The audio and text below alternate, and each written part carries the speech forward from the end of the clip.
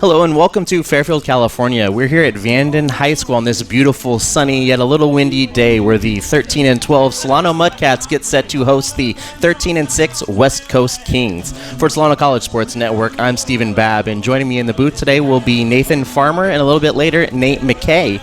Now, Nathan, back on June 26th, we had a chance to see this matchup between these two ball clubs, and what was your biggest takeaway from that game? My biggest takeaway was the great performance by Edgar Aki Cruz. He had 6 shutout innings, but that performance was wiped out by a poor bullpen performance from this Mudcats bullpen.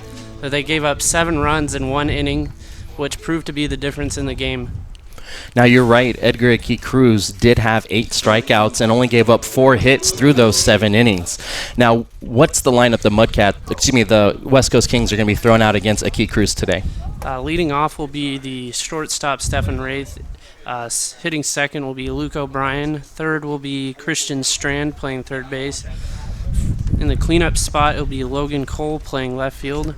Playing first will be Jaden Kabab. Hitting sixth will be Ricky Pato in center field. John Waite will be catching and hitting seventh. Mike Winokur will be the DH, batting eighth. And Jordan Mell will be in right field batting ninth, and Joe Jennison will be on the bump. Okay, and the defensive lineup for your Solano Mudcats, we're going to start from left to right in the outfield. We've got Angelo Zorn, Wesley Galloway, and then Nick Pfeiffer out and right. In the infield, going clockwise, James Harwell at third, Josh Medina. Over at second, we have Jason Pridey, and then Justin Banks at third. Christian Harkey will be behind the dish, and as we mentioned, Edgar Aki Cruz on the mound. Let's get set to watch the leadoff hitter, Stephen Wraith, for the West Coast Kings.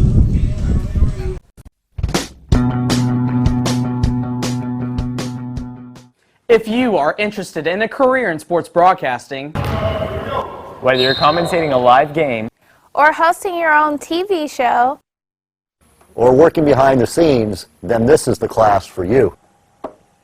For more information, contact Greg Poff, that's me, at solano.edu. We hope to see you here next semester, and remember, it's more than just sports, it's an education.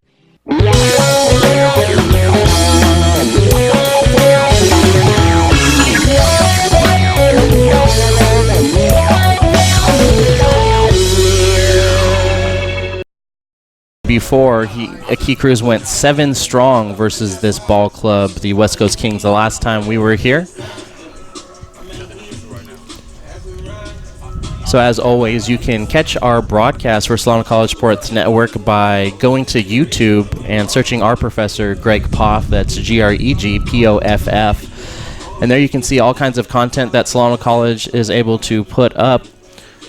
All of our game broadcasts are located there, as well as in-studio interviews with athletes and faculty from Solano College, as well as some original programming that the students have put together. So we get set to kick things off. That's shortstop Stephen Wraith for the Kings.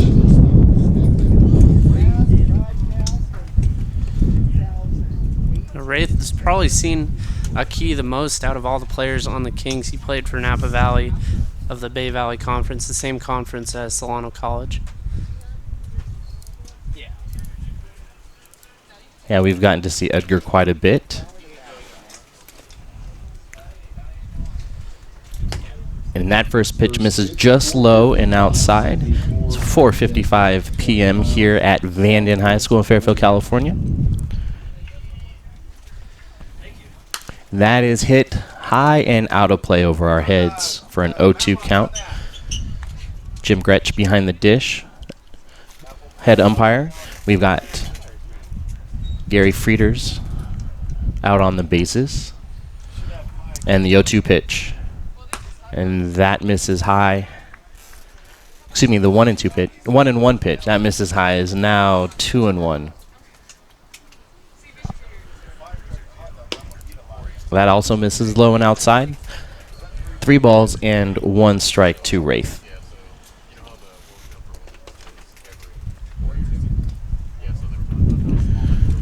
And that is hit well into center field. Making his way over there is Galloway, and it's going to drop, go all the way to the fence. Wraith is into second with a stand-up double to lead off the game here today.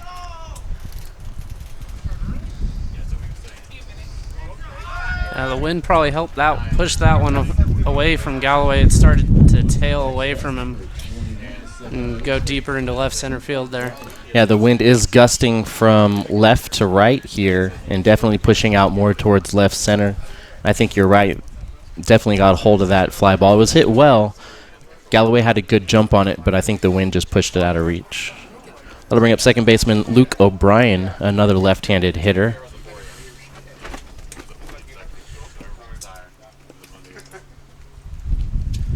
And that pitch misses low and outside.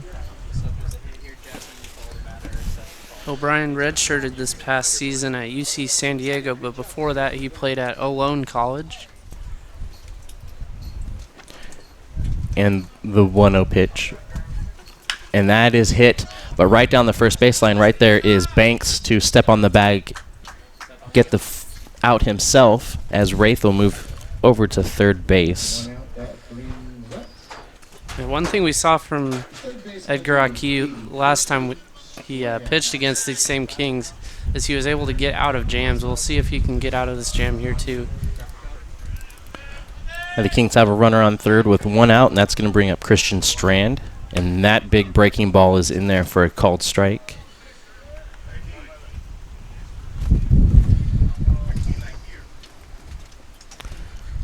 So Edgar likes the signs from Harkey. And that's another big breaking ball, but this time it's low and inside to even up the count. Wraith with a modest lead at third base. And that is fouled back. A big hack there by Strand.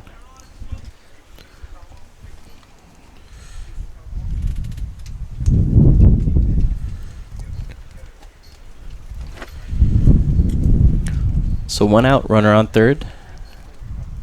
And the 1-2 pitch on the way. And that is a big breaking ball that does not break. Looks like it slipped out of the hands of Aki.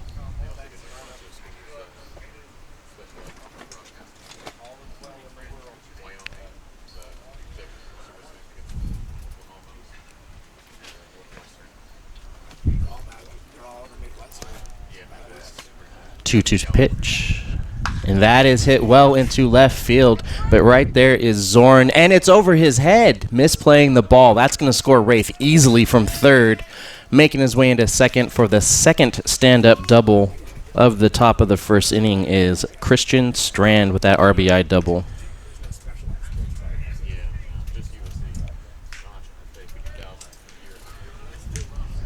I'm not sure what happened out there in left field, if Zorn lost it in the sun, but it seemed to be a routine fly ball out there to the left that just didn't end up that way. Yeah, it looked like he just started to square up for that ball before it had dropped down far enough for him to line up with it. That'll bring up left fielder Logan Cole for the Kings. That big breaking ball is in there for a called strike. Seen a lot more breaking balls out of Aki to start this game, I think, than we did the last game that we did between these two.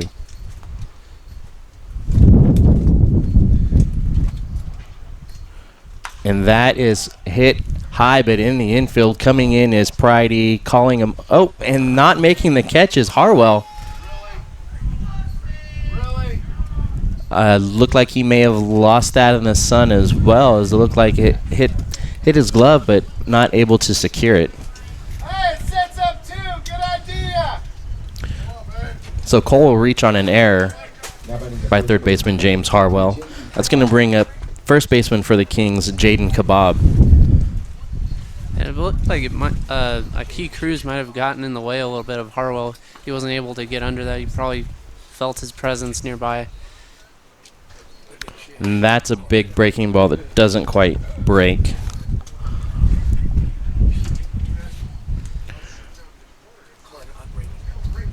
These breaking balls seem to be slipping just a bit out of Cruz's hand. So he grabs some dirt. He definitely hasn't been as sharp as he was last time we saw him. So 1 out and 2 on. And the 1-0 pitch. And that is in there knee high. Even up the count 1-1.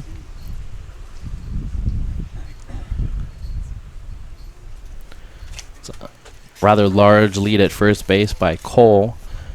Banks isn't holding him on. Trying to cover up the gap between first and second. Pridey has shifted more up the middle. And that is a big breaking ball and an even bigger swing and a miss. Yeah, he was way out in front on that one. Definitely was looking fastball there.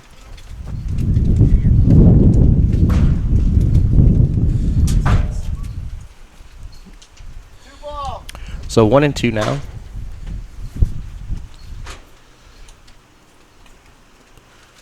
Cruz gets set. And that is hit right off the handle. Akee gets it and throws it over to Banks for the second out of the inning. But the runners do advance. So a runner on second, a runner on third for Ricky Pato. That brings up the center fielder, number 67, Ricky Pato. Ricky playing center field for the Kings.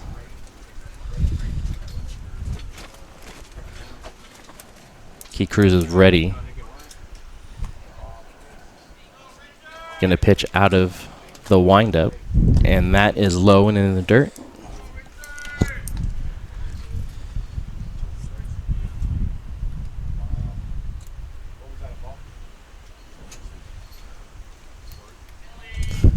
And the 1-0 pitch, and that is hit. But right there is Jason Pridey, the second baseman. He throws over to Banks for the easy out to end the inning, but not before the Kings are able to put one up on the board. And that's going to do it for the top half of the first. When we come back in the bottom half, we've got Wesley Galloway, James Harwell, and Josh Medina. Excited to be here for Welcome Week. Solano Community College welcomes all of our students back. We want students to feel welcome, to be part of a vibrant community, and understand that we go out of our way to make sure that you feel that there's a place here for you and a range of services to support you through your academic study. Hi, my name is Vanessa, treasurer of the ASSC here at Solano Community College, and today we're just here handing out Scantrons, pencils, coffee, free hot chocolate, and all this stuff just to get our students to feel comfortable on the campus. I'm staffing the Ask Me table this week, where we are answering students' questions and promoting the Solano College Promise, which makes your first year free if you attend full-time. Hi, my name is McKaylee Mates. I'm the president of the drama club here on Solano's campus. We're here informing kids about what we're about. And we're here at Welcome Back Week, kind of introducing the new students into what we do here on campus. We're here with a lot of different clubs. If you can make it down, come see us. As we get set to start the bottom half of the first inning, we're getting our first look at Joe Jennison on the bump for the Kings. Looks like a right-handed pitcher. It's a nice mix of stuff. I've seen some off-speed pitches, some breaking balls. Wesley Galloway, center fielder for the Mudcats, set to lead off. We'll set the lineup for you here. Wesley Galloway will be leading off in center field. James Harwell batting second at third base. Josh Medina hitting third at short. Justin Banks at first hitting cleanup. Harkey catching, hitting fifth. Pfeiffer hitting sixth and right. Zorn hitting seventh and left. Waldchuk DH hitting eighth, and Pridey at second hitting ninth. All right, the left-hander Galloway steps into the box. Gets set to see his first pitch. And it was a fastball, fouls it straight back. Galloway was on that one all the way, just missing it. So he swung through the zone there. Defensive alignment for the outfield for the Kings will be Logan Cole in left, Ricky Pato center, Jordan Mello in right. The 0-1 pitch is a big breaking ball, just missing the outside corner. Then the infield, we've got Christian Strand, Stephen Wraith, Luke O'Brien at second, and Jaden Kebab at first. Joe Jennison on the rubber, John Waite behind the dish, and that is popped up. But right there is shortstop Stephen Wraith to put it away for the first out of the game. That's going to bring up James Harwell, third baseman. James Harwell.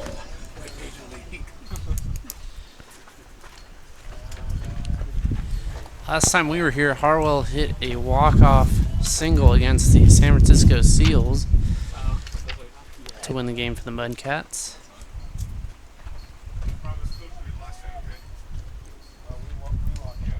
And that fastball is in low and tight. Yeah, that was the game going into the 10th inning. Coaches and the umpires had agreed that that would be the last inning of the day. It started to get dark out here, no lights. And Harwell was able to end it in the bottom of the 10th. 2-0 now to James.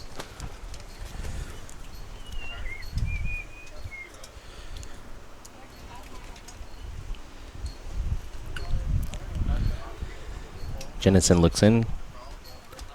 And the pitch, fastball inside corner for a called strike.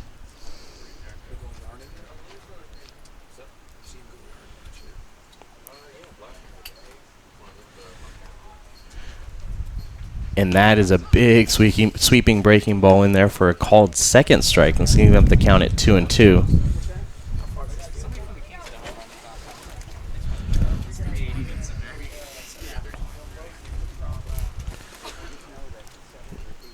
And that is a breaking ball. Doesn't quite get in the zone. Little high, little outside. That'll even up the count 3-2.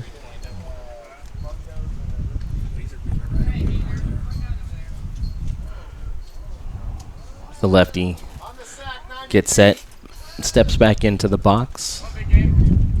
And the pitch from Jennison. A big swing and a miss for the first strikeout of the game. So that is going to be 2 outs now for the shortstop, number 12, Josh Medina. Shortstop from Sonoma State, Josh Medina.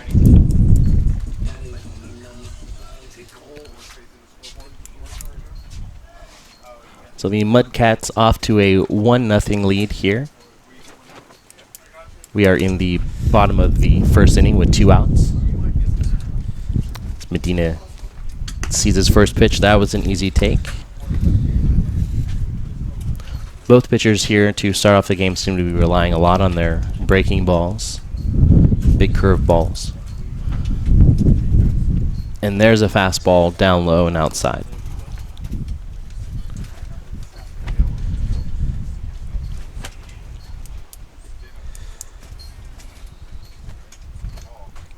So it's a 2-0 count now. Jennison looks in, and that is a fastball that's hit to the right side of the infield, but right there is Luke O'Brien at second base. Throws it over to Kebab at first to end the inning. So a 3-up, 3-down with a strikeout, and that's going to bring us into the top of the second inning, where it will be John Waite, Mike Winiger, and Jordan Mello. Hi, my name is Eric Visser. I'm in my 5th year as the athletic director of Solano College. To experience community college and its mission has been an outstanding experience. Solano College has a very rich tradition in intercollegiate athletics dating back to 1947. I'm very proud to communicate that that rich tradition is still being continued with fine young men and women that represent Solano College on and off the court. In the fall we have the volleyball program. We have a very successful women's soccer program. We have both men's and women's basketball. And then we transition to 4 programs: baseball, of softball, men's women's tennis, and men's and women's swimming. It is our mission to excel our programs and our student athletes in academics. All of our student athletes are committed to give back to the community. And we would invite you to be a part of Solano College Athletics by visiting our website www.solanoathletics.com, and you feel a warm welcome at Solano.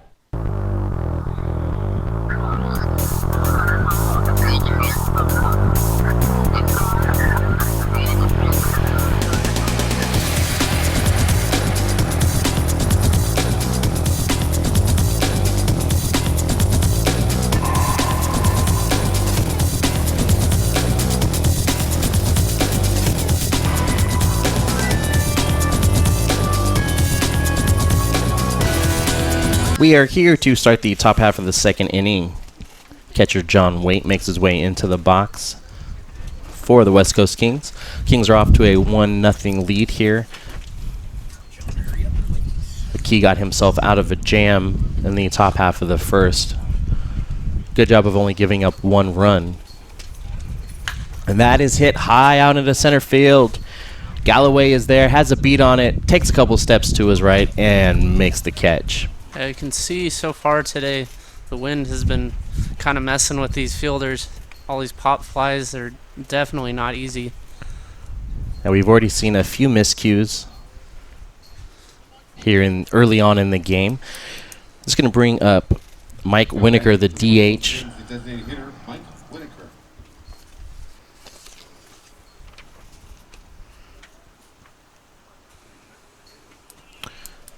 And the pitch to Winokur is fouled off at the plate.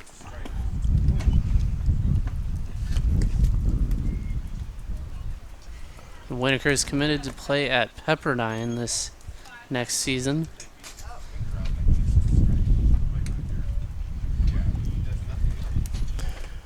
And the 0-1 pitch, that just misses low and outside to even up the count. Defense playing pretty straight up. And the 1-1 pitch is on the inside corner for a called strike. Winokur steps out, takes a practice swing, regroups. Edgar on the rubber waiting and delivers the 1-2 pitch. And that is a breaking ball that's hit straight out into center field. It's going to drop for a single. So a good job there of Winokur of waiting on that breaking pitch, waiting till it dropped into the zone, putting a good bat onto it, and just sending it right out into center field. It's going to bring up Jordan Mello, number 9 hitter. Also playing position number 9, which is out in right field. Winokur has a good lead over at first, and that pitch is low.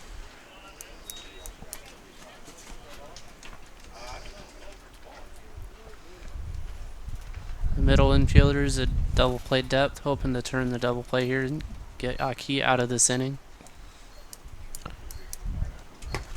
And that pitch is on the inside corner for a called strike.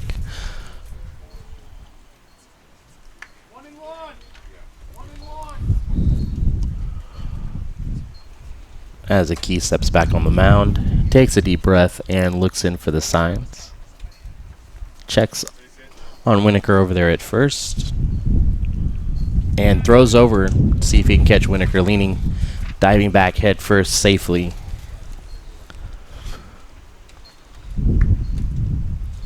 Be interesting to see with that wide open gap on the right side of the field if Mello tries to take one of these breaking pitches the other way. And that breaking ball is high, so 2-1 now to Mello.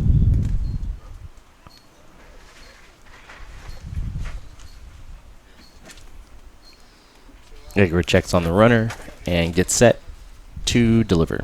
And that is chopped, but right over at third baseman Harwell throws it over to second to get the force out, but the speedy Mello makes it down to first in time. I think if that ball was a little harder hit, they might have had a chance at turning 2. I thought he was going to throw over to first. I didn't think they had a play at second, but he managed to get the force out there. Well, 2 outs and a runner on first is going to bring up the top of the order. Stephen Wraith, who led off this game with a double and came in to score to give the Kings a 1-0 lead. And that first pitch is called a strike. It's like Mello taking a large lead over there at first. Yeah, one thing we've come to know from Wraith after seeing a few games from him is he can definitely hit. And Aki Cruz throws over to first, and just barely getting back in time was Jordan Mello.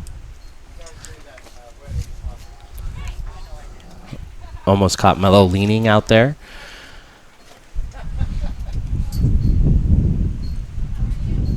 And the 0-1 pitch. And that is hit, but right there is Pridey. He throws over to second to get the force out and end the inning. So the Kings were able to get a few runners on base, but not able to do anything with it. As that's going to do it for the top half of the second. We'll be back with the bottom half right after this.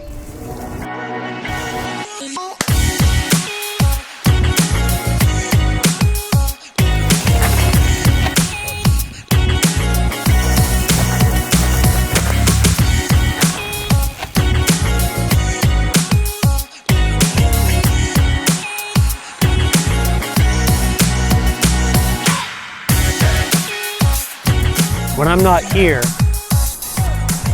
I'm here. And when I'm not here, I'm here.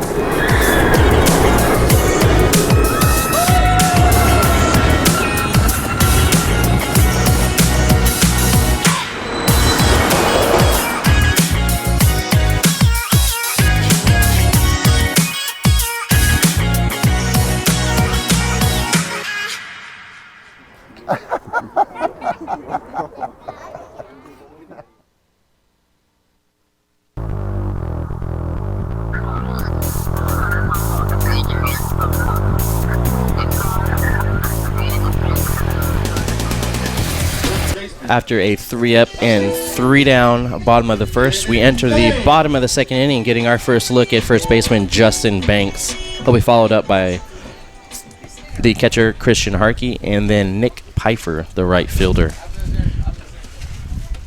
Last time we saw him against the Seals, he had a very solid day with a couple of hits. So that pitch misses high. Now, when we called Solano Falcons games, Justin came in playing for Napa, the Napa Storm, as that is a called strike. So we did get a good look at him over the past couple seasons.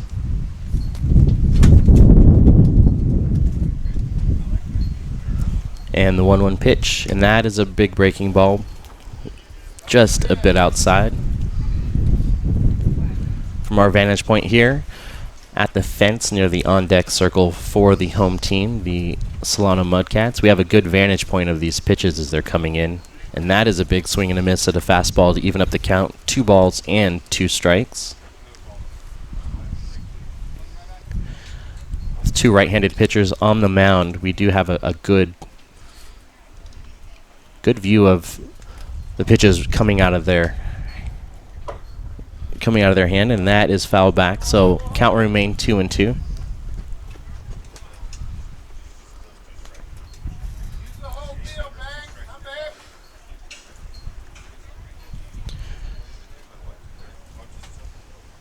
That foul ball is retrieved, so the big left-hander steps back in. And that is an easy take to make it a full count. The wind's starting to pick up a little bit of dust. It might become a factor for the players out in the field. And that is fouled straight back. Looked like that was kind of just a battling off that pitch. It might not have been a pitch that Banks was expecting.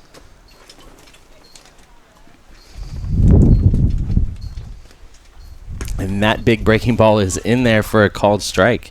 So that'll be the second strikeout of the game. That's going to bring up Christian Harkey.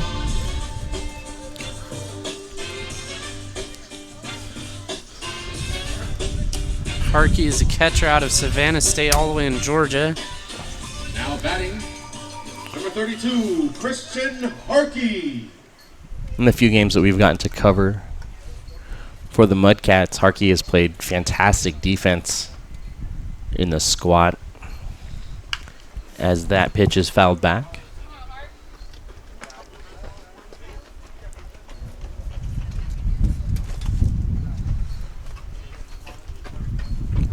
Jennison looks in, gets set, and the 0-1 pitch is a big breaking ball that gets Harkey right on the backside. Looked like it was a breaking ball, so definitely not as hard as a fastball. So Harkey will make his way over to first. So 1 on and 1 out now for the right fielder, Nick Pfeiffer.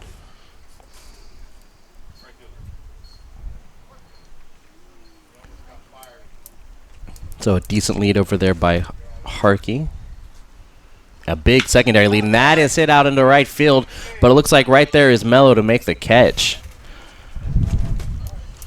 So that was a very hard hit ball, but unfortunately right at Jordan Mello. Now batting from Occidental College. Yeah, very solid contact there, just unlucky. Hit it right into the defense.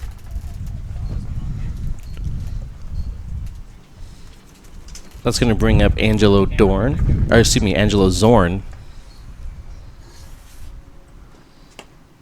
And that breaking ball misses just low. Dorn, a fictitious place from Game of Thrones. Not playing left field for Solano. This is Zorn as he looks at 1-0 pitch, and that is their belt high outside corner.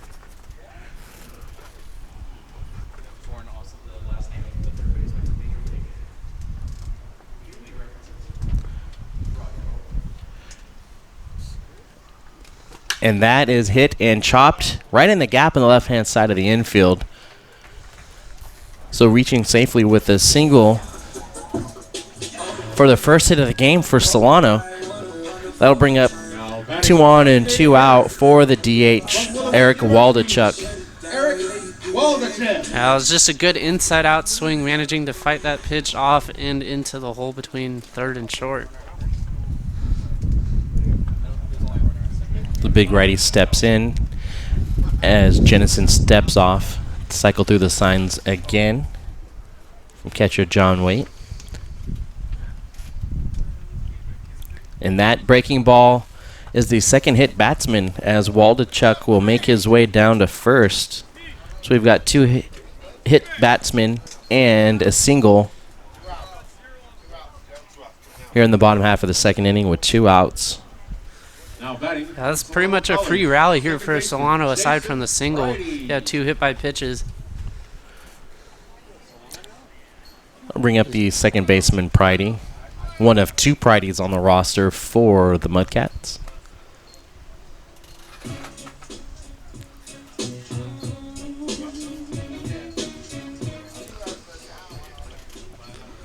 So the lefty will step in. Bases loaded, 2 outs. And the pitch from Jennison is high and outside. Easy take. A base hit to the outfield will probably score Zorn from second because he has fairly good speed and there are 2 outs, which will mean he'll be running on contact.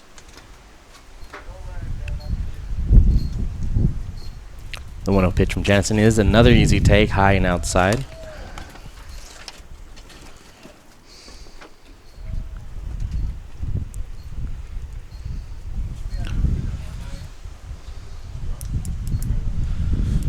Jennison looks in, gets set, and the 2-0 pitch is high and outside once again. So 3 easy takes for Jason Pridey.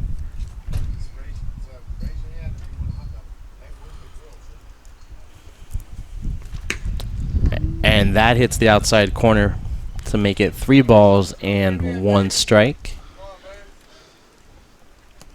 And for Pridey here, he's going to be looking for 1 pitch and 1 pitch only. Does not want to go chasing after a potential ball 4. And there is that ball 4 to walk in a run. So we've seen 2 hit batters, and that walk will tie the game up 1-2-1. Now batting from Sterling. It's going to bring up the top of the order, center fielder Wesley Galloway. Wesley popped up to the shortstop to lead off the game for the Mudcats.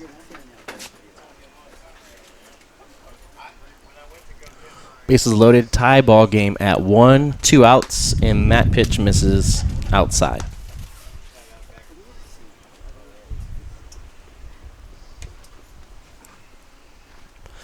A little bit of a mound visit by second baseman Luke O'Brien out there to Jennison.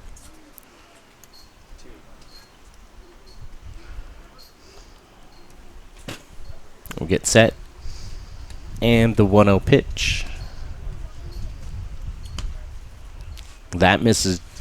Looked like maybe just low. 2-0 count. Yeah, 6 of the last 7 pitches have been balls here from Jennison. Mudcats looking to keep the line moving here. And that misses the zone as well. So 3-0 now to Wesley Galloway.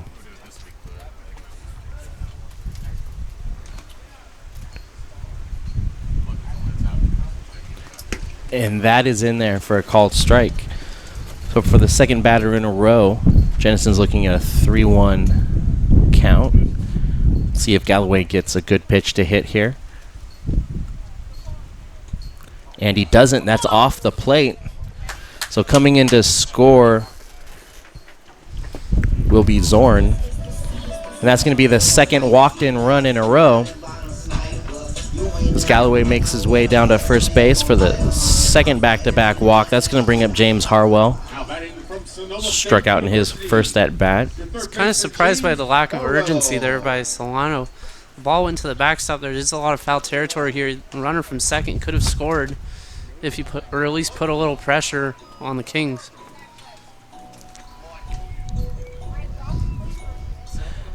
So Solano is now taking the lead 2-1 off of a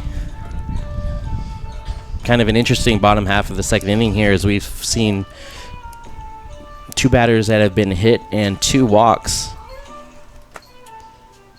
The single sandwiched in there somewhere. So the mound visit is now ended as Waite makes his way back to the dish. And the big lefty Harwell steps into the box. He's looking at bases loaded with 2 outs. The Dirty Fish have taken a 2-1 lead here in the bottom of the second inning. Jensen looks in for the sign. And that is in there knee-high for a called strike.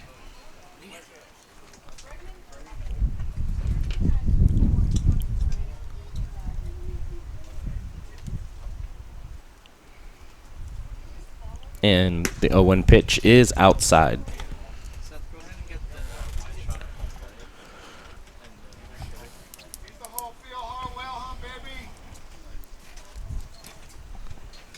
The count is even at 1-1, and the pitch from Jennison is a big swing and a miss there by Harwell. 1 ball and 2 strikes. It looked like he was trying to send one over those trees out in right field with that kind of swing. Definitely wanted to clear the bases with that hack, and that breaking ball is low in the dirt. Easy take to even it up at 2-2.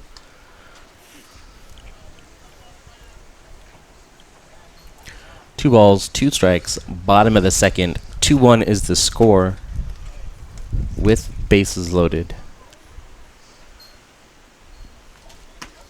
And that pitch just misses the zone to make it a full count to Harwell.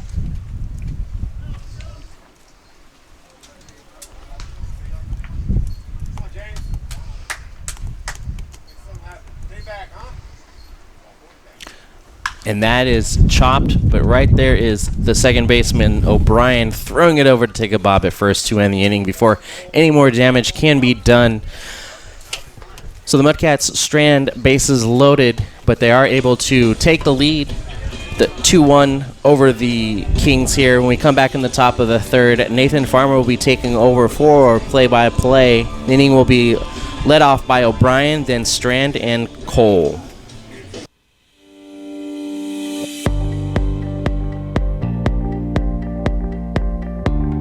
I'm Rusty Mays. I'm one of the instructors here at the Solano Community College Aeronautics program here at the Nut Tree Airport. Here at Solano Community College, we really see them thrive and learn. We have a 100% pass rate with our examiner. I'm Kevin Spolstra, instructor, Solano Community College Aeronautics. At Solano Community College Aeronautics program, we teach the students aviation maintenance. We teach them the general subjects, the airframe subjects, and the power plant subjects. The students will also be prepared to pass There are multiple tests from the FAA. At Solano Community College, we also have a partnership with Delta Airlines. Through Delta Tech Ops, students that complete the program, they will be considered for employment as an aviation maintenance technician.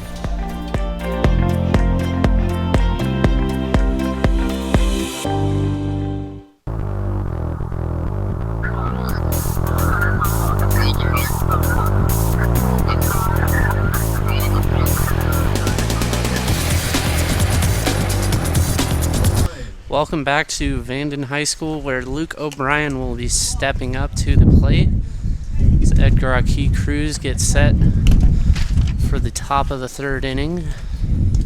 So we now have a 2-1 ball game after the Mudcats scored 2 runs in the bottom of the second.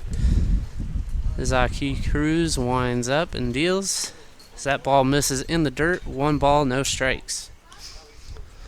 O'Brien grounded out to Justin Banks over at first, his first time up in the top of the first.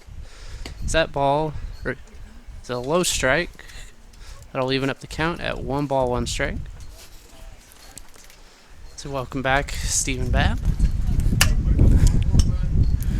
That ball misses well in front of the plate.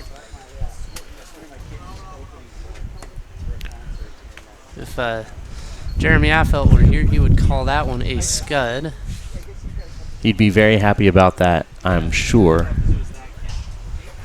Zaki winds and deals. That one misses up and away. 2 balls and 1 strike. Or excuse me, 3 balls, 1 strike. Affelt, as well as Tim Lincecum, made a career off of that pitch. As O'Brien grounds that ball sharply into right field for a base hit. So that was a good. So solid. Oops, sorry. That was a good job of hitting there by O'Brien. Looks like the defense might want to set up for him to pull next time. As his first at bat, he grounded out to the first baseman. That'll bring up Christian Strand. He had an RBI double his last time up. Zaki deals. That ball is flown out into right center field. Galloway is there and under it, and he will make the catch for out number 1. Definitely a better job of getting a read on a pop-up out there to center. Galloway was able to move to his left and get underneath that one pretty easily. Yeah, it seemed like that one was kind of between wind gusts. The wind kind of died down a little bit as that ball was hit out into center. It's baseball. All comes down to timing. So that'll bring up Logan Cole. He reached on an error his last time up as that ball is right down the middle for strike 1. O'Brien taking a big lead over at first, and even bigger secondary lead. Edgar deals. That curveball gets in there on the inside edge for strike 2. So a quick 0-2 count here.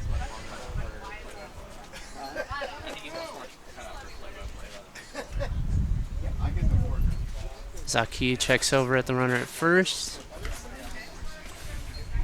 So that ball is popped up over to Pridey as he runs over all the way from second base to get that for the second out of the inning. Yeah, it was a great job by Pridey, who was playing double play depth.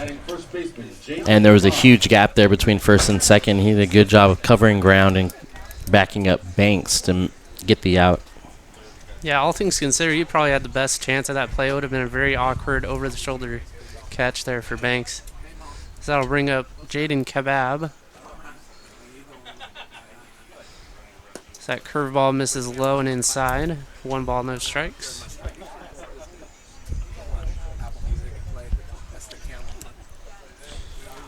After that first inning, Aki looks like he's definitely found his groove. So that ball is popped up foul and just out of play. As the fans yell at Banks to try and climb the fence and go get that one. Yeah, I wasn't sure it would have a chance of staying in play, but good effort by Banks.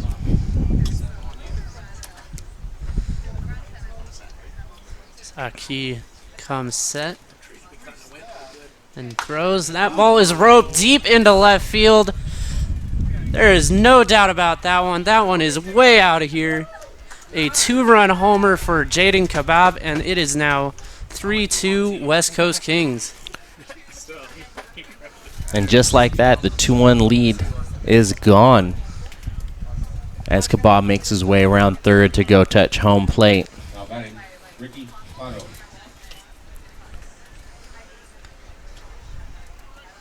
I believe that was the first home run I've ever called. Congratulations. Would have rather have been a Mudcats home run, but It's a little bigger for you, I think, than even Kebab. as Aki throws and Pato fouls that one off. I got a little stuck my first home run call. It's one of those things that kind of sneaks up on you because you're not sure you're going to call one. Well, especially with this angle, we can't really see out in the left field that well, as that ball misses well in front of the plate.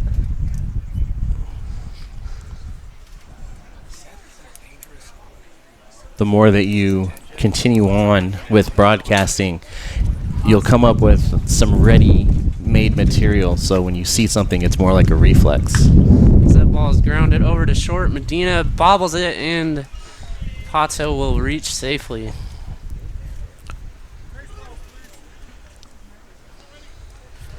So Pato will reach on an error there by Medina. Routine grounder that he just bobbled from the, looked like from the exchange. So that'll bring up John Waite. He flew out, or popped out to Medina his last time up.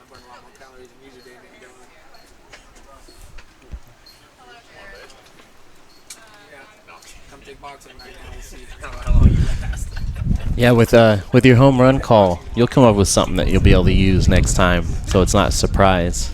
So that ball is chopped foul.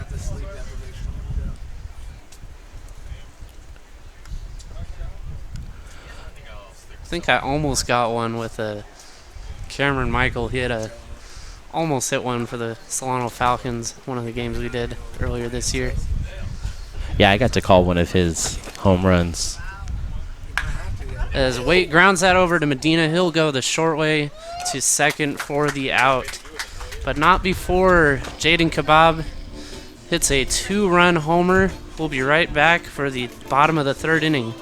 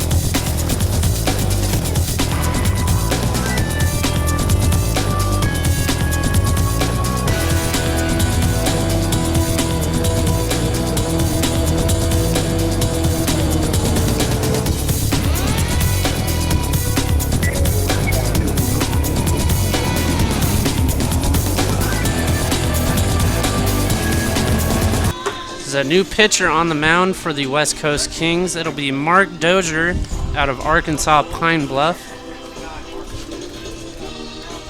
Don't believe we have any stats on him. Short day for Joe Jennison after that last inning where he ran into some trouble. We'll have Josh Medina, Justin Banks, and Christian Harkey due up here for the Mudcats. Jennison on his day, he had 2 strikeouts. He also hit 2 batters and had 2 walks. Medina grounded out to second his first time up. 3-2 here in the bottom of the 3rd inning as Dozier gets set and throws, and that pitch is in there for a called strike 1.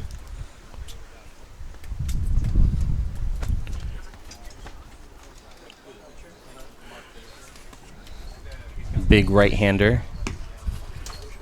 That ball is in there for another strike, a quick 0-2 count here.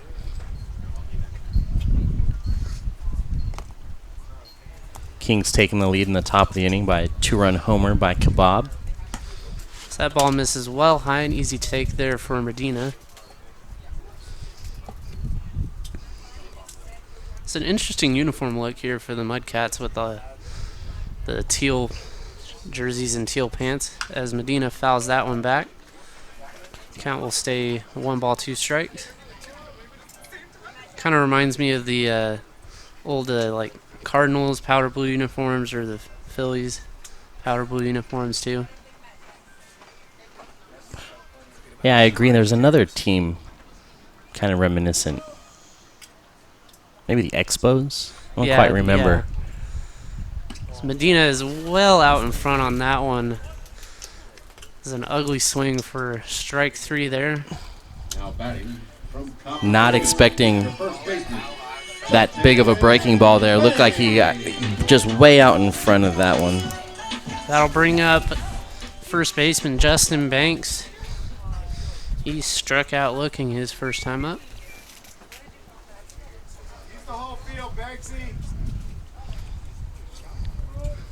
Dozier comes set and throws. So that ball misses low and inside. 1 ball and no strikes.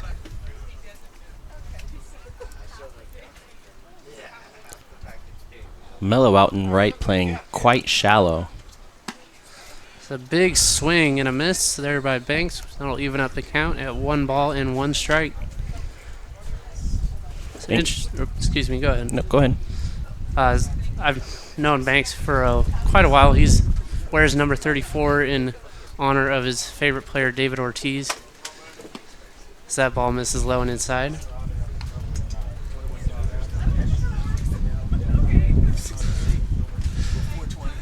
Yeah, I'm surprised that Mellow out and right, it's playing him so shallow. Dozier throws, and that ball is roped into center field. Pato is ranging over, and he will dive and make the catch. Did not look like he had a very good beat on that. It was kind of he was running after that kind of awkwardly, but in the end, he does come up with the out. Yeah, I think we're going to continue to see the outfielders here, especially in left and center, struggle as the sun goes down and the wind no doubtedly picks up. So that'll bring up Christian Harkey. He was hit by a pitch his first time up.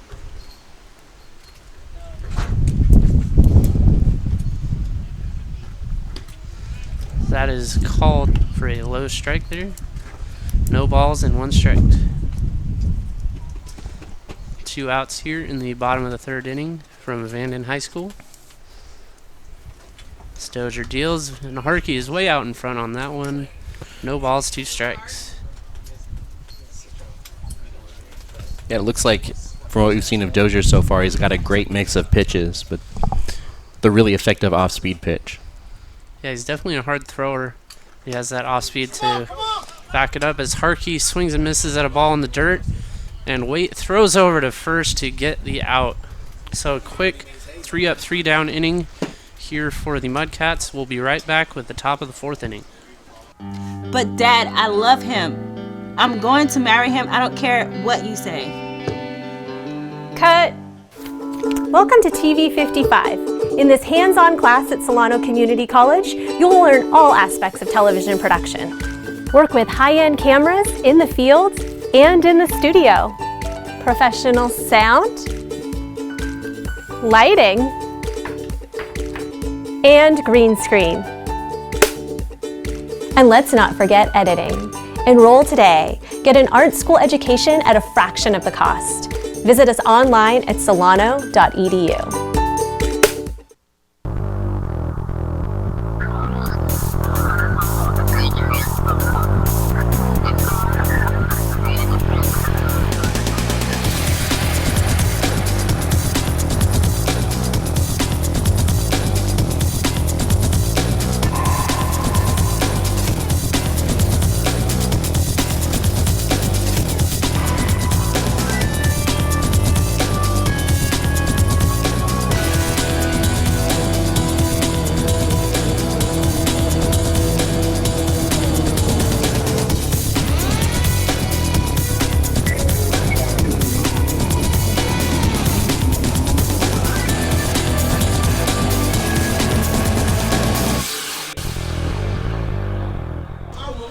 So for the 4th, 5th, and 6th innings, we will say so long to Nathan Farmer, and we will say hello and welcome to Nate McKay. Welcome to the booth, Nate. Appreciate it, Steven.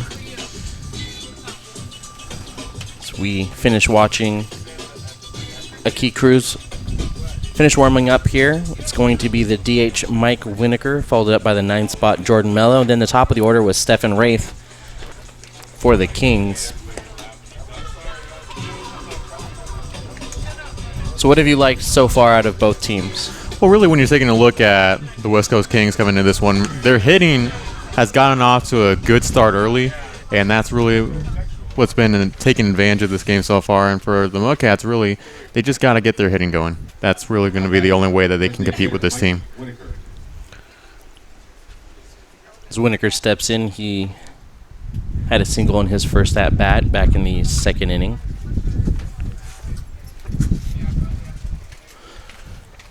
The Kings have a 3-2 lead here over the Dirty Fish. And that first pitch misses low. I enjoy that nickname that the Mudcats have. It's fitting. The 1-0 pitch, and that is chopped slowly over to third baseman Harwell. He throws across the diamond and gets the out. Yeah, you gotta follow the ball when he throws it. It's going to bring it right fielder Jordan Mello. Reached on a fielder's choice.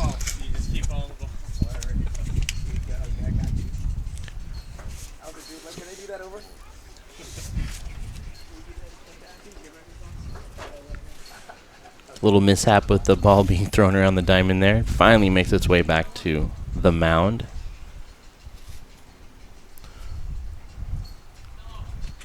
And that pitch is low, missing the zone. Yeah, and the last time these two teams faced off, Jordan Mello did not play in that game, so this is his first time facing the Mudcats. And that is chopped up the middle. Right there is Medina, throws over to second to get the second out. And yet again, another mishap with throwing the ball over the diamond, around the diamond, and that gets out into left field. Yeah, I was going to say, good throw by Medina, but couldn't finish it off and catch that ball and get it back to the pitcher, unfortunately. Can you get dead ball errors in the game? I'm not quite sure, Steven. Nonetheless, it is now 2 outs for the top of the order, Stephen Wraith. And that first pitch is fouled straight back.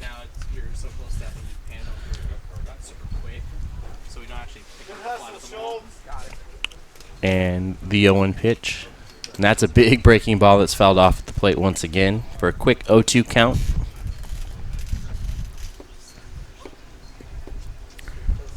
Yeah, right now Wraith is behind the count. Let's see if he takes another crack at it. And that pitch is in the dirt. 1 ball and 2 strikes to the shortstop. Yeah, good save by Harkey. Not letting that ball get past him.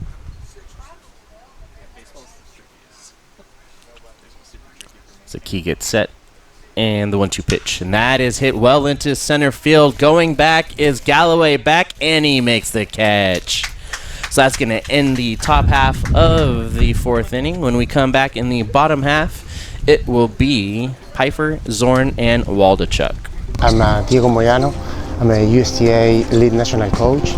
We are here at Solano College Sports trying to win this 100,000 that North Bay put together, and hopefully we can get the trophy.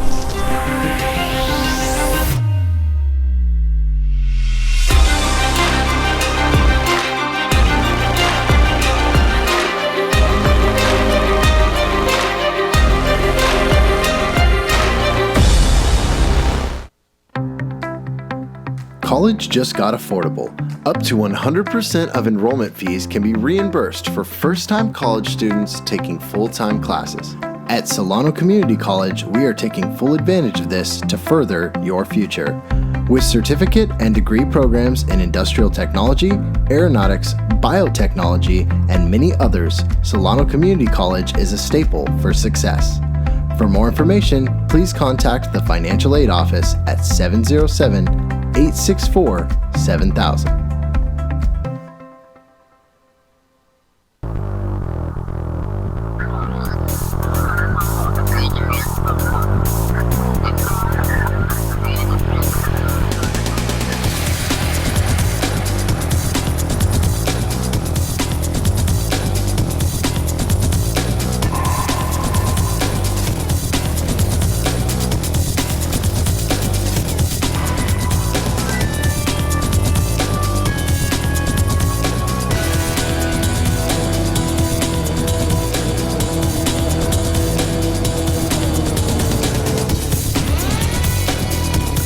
Nick Pfeiffer making his way into the box.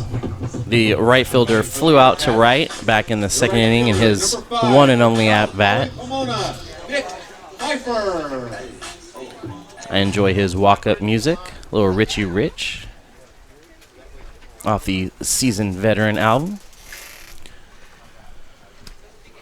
The big right-hander, Dozier, back out there for the bottom half of the fourth inning. And that pitch is in there for a called strike. Yeah, and Pfeiffer already had his second at-bat on the day. It was only brought in one time the last time these two teams faced off against each other. The 0-1 pitch is in the dirt. Dozier came in relief to Joe Jennison. Dozier had a 3-up, 3-down in the bottom of the third with 2 strikeouts. And the 1-1 pitch to Pfeiffer. It's a big breaking ball. That does not quite break, so 2-1 count. Yeah, Pfeiffer's ahead in the count right now. Continue to have a good eye. And that pitch just misses the zone for a 3-1 count.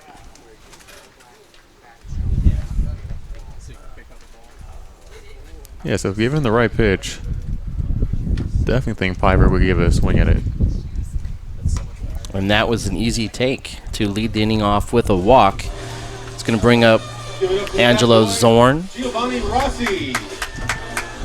The bat boy Giovanni Rossi sprints out and sprints back. Now batting the Mudcats left fielder Angelo Zorn. Angelo Zorn, not to be mistaken for Roger Dorn from Major League.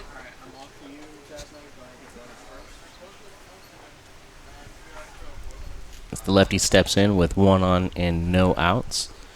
Pfeiffer over there with a decent lead at first. And that pitch is high. Ball 1. Yeah, starting to see some high pitches from Dozier already, as he struggled to find the strike zone.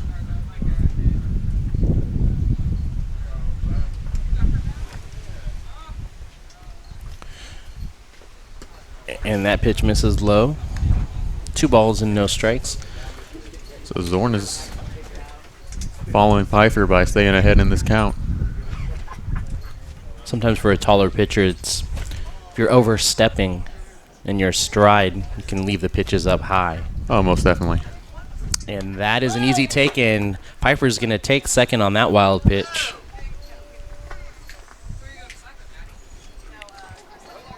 So 3-0 count to Zorn.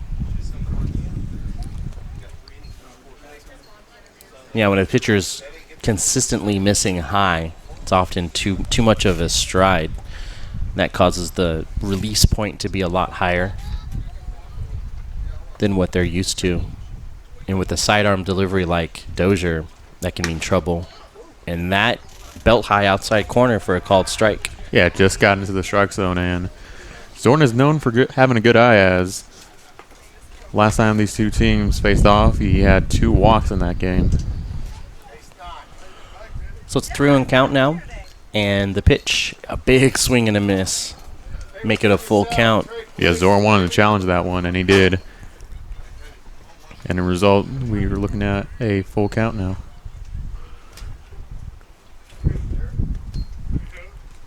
Zorn steps back in. Dozier gets the signs, likes one, and gets set. 3-2 pitch is in tight for the walk. So that would be back-to-back walks to lead off the bottom of the 4th. It's going to bring up Eric Waldachuk, who was hit by a pitch in that kind of crazy rally back in the 2nd inning. Designated hitter, Eric Waldachuk. So 2 on and no outs for the DH, Waldachuk. Tall, lean righty steps in, and the pitch is there, belt high for a called strike. Dozier has to feel pretty good about himself finding the strike zone in that first pitch. Waldachuk is hoping he sees that pitch again, as he squares around a bunt, and he bunts it foul for a quick 0-2 count.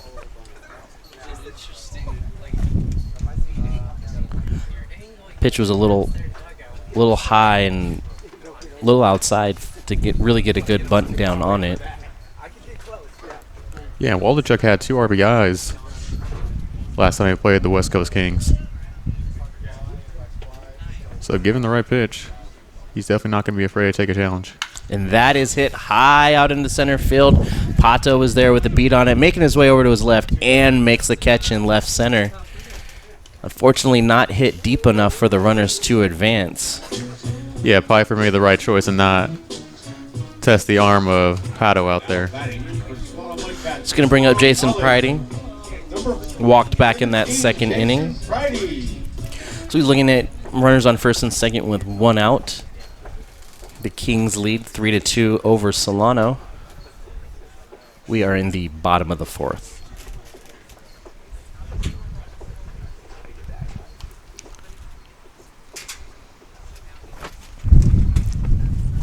And that pitch is high and outside.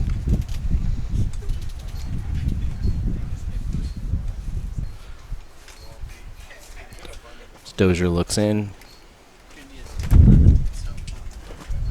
Takes a deep breath, and the 1-0 pitch is also high for a 2-0 count. He's making sure he's staying ahead in this count. He's had a good eye so far. Wesley Galloway on deck. And the 2-0 pitch is in there for a called strike.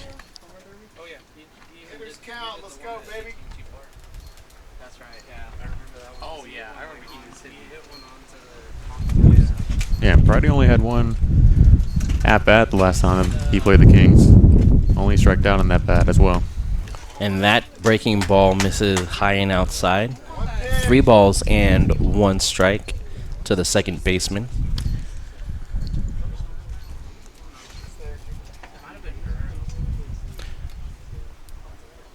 Jack Pridey with the start, and last time these two faced each other, and that is inside for the 3rd walk of the inning. That's going to walk the bases loaded for the top of the order. Galloway's popped up to shortstop and walked, so 0 for 1 today. He's looking at bases loaded and 1 out. Yeah, make that back-to-back walks for Jason Pridey as well.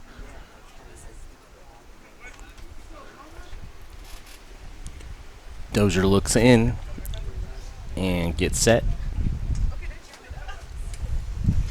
And that fastball is in there for a called strike. Find a way, baby. Third baseman James Harwell on deck.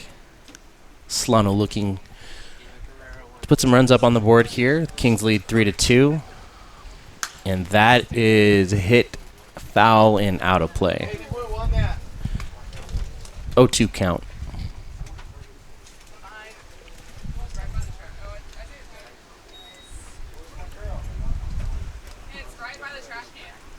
Harwell went 3 of 4 when he played the Kings. Way out in front of that one, and he loops it foul down the left field line, running over, and it drops. So we'll get to start once again with an 0-2 count. Yeah, neither Strand or Logan Cole out there in left field can get that one for the Kings. Yeah, Galloway was way out in front of that one, did a good job just to fight it off and get a piece of it.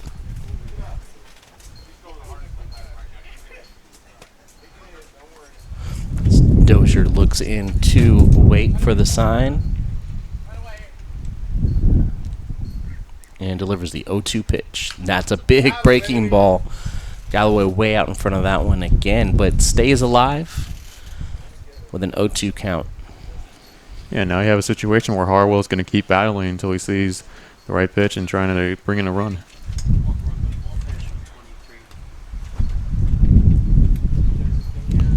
The 0-2 pitch, way out in front of that one, is going to send Galloway back to the dugout, and that will be Dozier's third strikeout of the game. So now it's 2 outs and bases loaded for the third baseman, James Harwell. Harwell's 0 for 2. He has struck out and ground out to second base.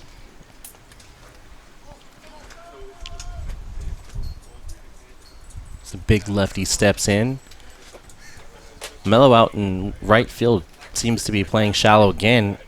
Pato in center doesn't seem to be playing very deep either, and that misses about 3 feet in front of the plate for an easy take. Yeah, and that could have been trouble if Wade didn't block that.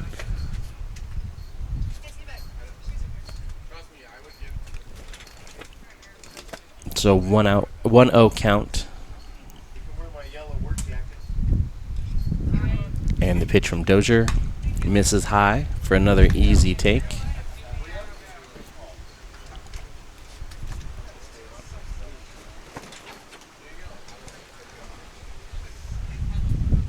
Have to think that the Mudcats might try to score from second on anything hit to the outfield.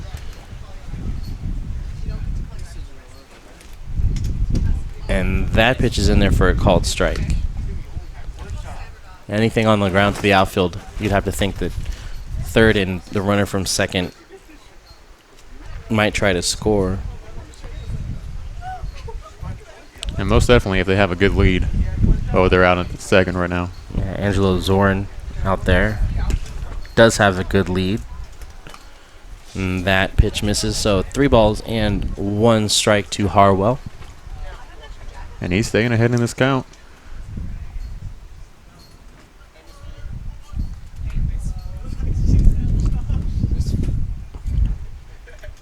Harwell gets ready, so does Dozier, and the 3-1 pitch is high and tight for another walk, and that's going to bring in a run and tie the game up 3-3. So bases remain loaded. Harwell gets on first base with a walk. That's going to bring up Josh Medina, shortstop for Solano. He's 0 for 2 with a strikeout and also grounded out to second base.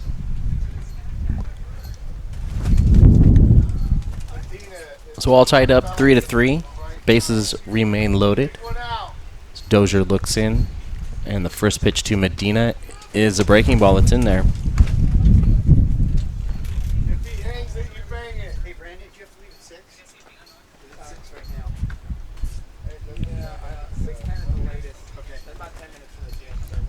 Yeah, really, Solano, they got to take advantage of having these bases loaded. And that is a chopper, but right over there at Kebab. He's going to field it cleanly and take it himself to end the inning. And Medina brought the bat with him to first base. May get a warning for that one. But that's going to do it for the bottom half of the fourth, and Solano ties it up 3-3. And when we come back, it'll be the top half of the fifth inning. It'll be O'Brien, Strand, and Cole. Hi, Ginger Kane, dance faculty here at Solano Community College. I'm excited about our upcoming AA dance degree that has been developed just recently. We offer dance production, swing, ballroom, hip-hop, jazz, modern, and ballet. We also are part of the ADT kinesiology degree, as well as the interdisciplinary studies degree, and for the general ed requirement for physical education. Please join up. It's a great way to meet new people, socialize, and make new friends. You do not have to be a dancer to sign up for a dance class. We have everything that an automotive shop would have, or even a dealership would have. If you guys are interested in automotive at all, go to Solano Community College. Check out the automotive program. It can be a career path for you, just like what I'm doing, or it could be an extreme hobbyist, an enthusiast. If you really like cars and learning stuff all the time, then this is the best place to go.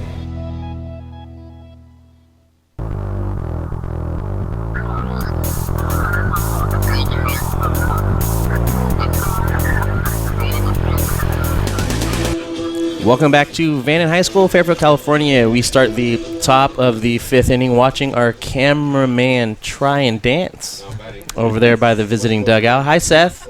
Let's wave hi. Just before I was so distracted by what I just saw, it is 3-3 tied up here in the top half of the fifth inning. Luke O'Brien leading off for the Kings.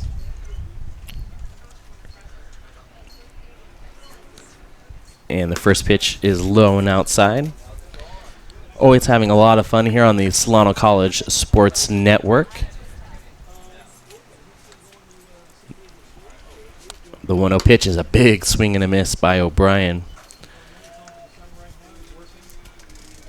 Definitely check out our content on YouTube. Search Greg Poff for all the Solano College Sports Network content. That pitch misses low and inside. 2 balls and 1 strike. Another low pitch from McGee Cruz, and that time just not finding the strike zone, unfortunately. And that also misses low. The sports broadcasting program at Solano College is definitely a lot of fun. Our professor Greg Poff. So that's a walk to lead off the inning. Professor Poff does a fantastic job with the program. It's a lot of fun. You get your chance to work in front and behind the camera. See how everything works on a live broadcast, as well as your chance to film in-studio shows. Solano College has a beautiful television studio at your disposal when you're taking the course. That's going to bring up Christian Strand. Strand is 1 for 2. RBI double back in the first. So 1-0 count now to the big third baseman. That is blooped in the infield. Coming in as Pridey, he's not going to get it. He almost collides with Medina. The ball lays there dead. Yeah, and he also chipped his bat just a little bit on that swing as well. Yeah, it was very soft contact to bloop it in the infield. We're going to go ahead and give him a hit on that official score. That ball just hit too soft, kind of in no man's land behind the mound. So that's going to bring up Logan Cole, who's looking at runners on first and second with no outs. Cole reached on an error and has also flown out to second as he squares around to bunt. Takes the pitch off the inside corner. 0-1 count. Looks down to head coach Kyle Gross, the third base coach, for some signs. Key checks on the runner at second. And the pitch. And that is fouled off at the plate. That was a very high pitch, really tough to bunt. Cole makes contact and fouls it off, so it's an 0-2 count.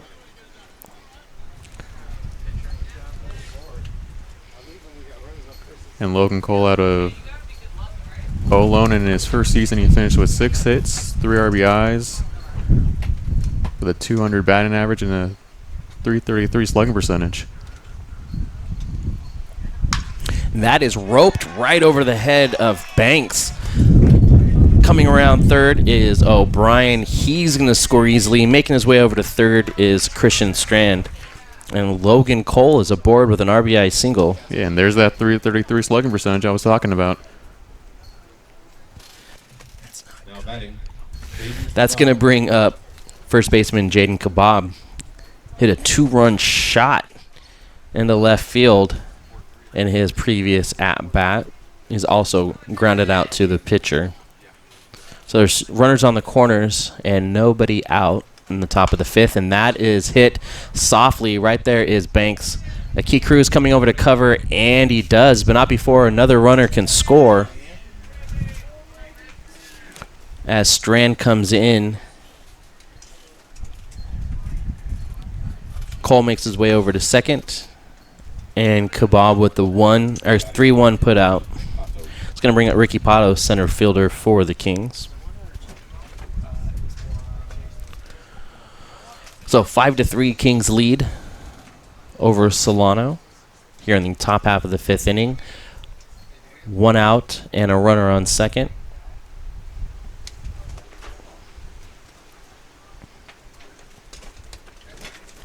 And that big breaking ball hits the zone.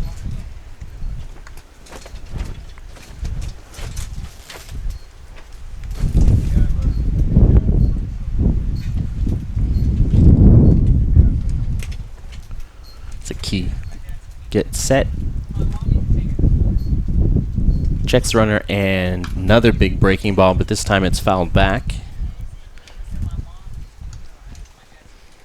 Now you have a situation where Pato is currently behind in the count, which is very good for Aki Cruz right now, trying to get out of this inning. Jason Pridey, the second baseman, covering. Cole over at second. As Key checks on him, and that pitch misses high. 1 ball and 2 strikes.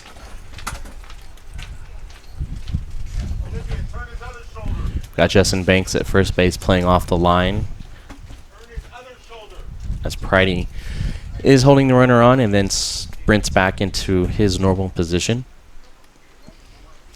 And that big breaking ball is hit out into right field, but right there is Pfeiffer making his way to his right, and he makes the catch. Tagging up is Cole, and he is going to reach third base as that throw was offline.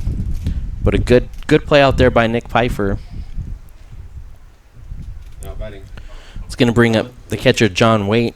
He's 0 for 2 with a fly out and a ground out.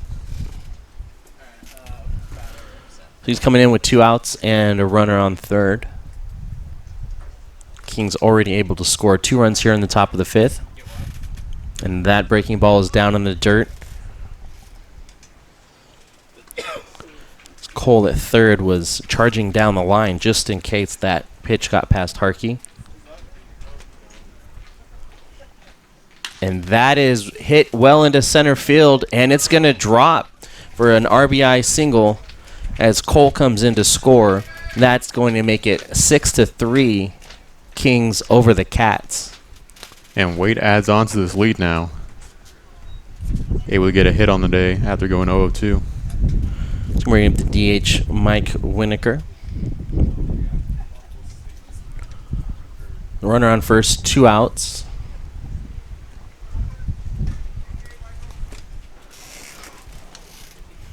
It's a key. Checks on the runner at first and gets set. And that pitch misses inside. Winokur's 1 for 2. Singled back in the second inning and grounded out to third base, his last at bat. And the 1-0 pitch, and that is chopped in the gap between the 5-6 positions. So that'll be back-to-back singles as Winokur reaches. So runners on first and second for the number 9 hitter, right fielder Jordan Mello. Yeah, and just looking at Akey Cruz right now, you can tell by his body language he's not too happy about the Kings still hitting right now in this top half of the inning.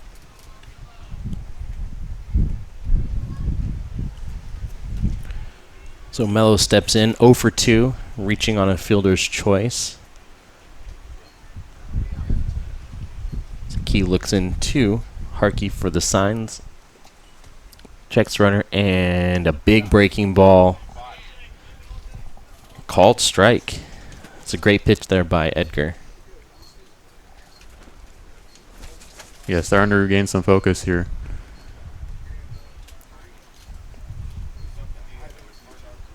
And the 1-0 pitch. Another big breaking ball in there for a called strike.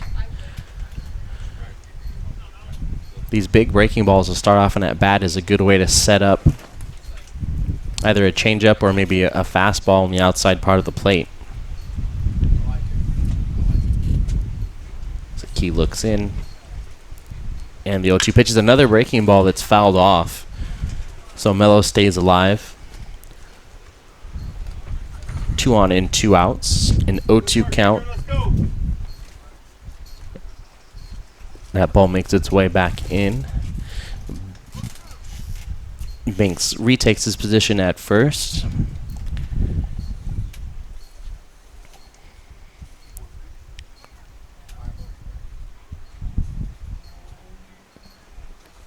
And that is a fastball that's fouled back and out of play. So we're going to remain at 0-2.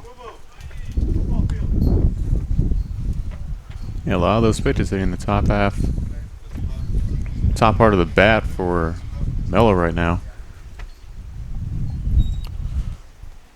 So Key looks in and finds a sign he likes, gets set, and the 0-2 pitch.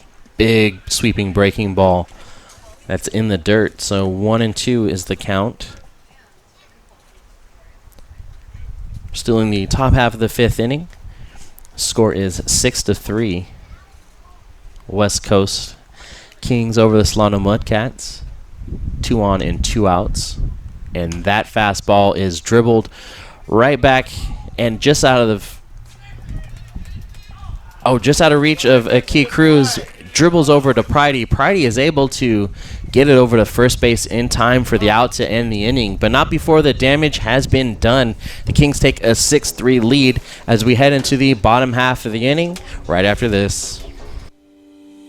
The idea of this space is to allow students to be creative. You get to design whatever you want. They help you get an idea, and then you can just go from there. From 3D printing, laser cutting, hydraulics, electronics. It's incredible what people have done. We had employers come in and tell us, we need these skills.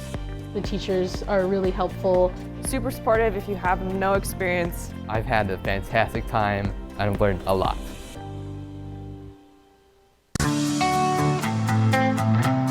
Hi, Christine Manny, full-time instructor at Solano College Theater.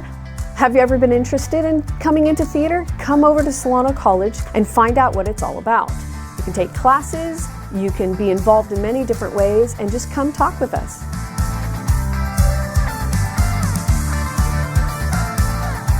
Check us out at www.solano.edu/theater.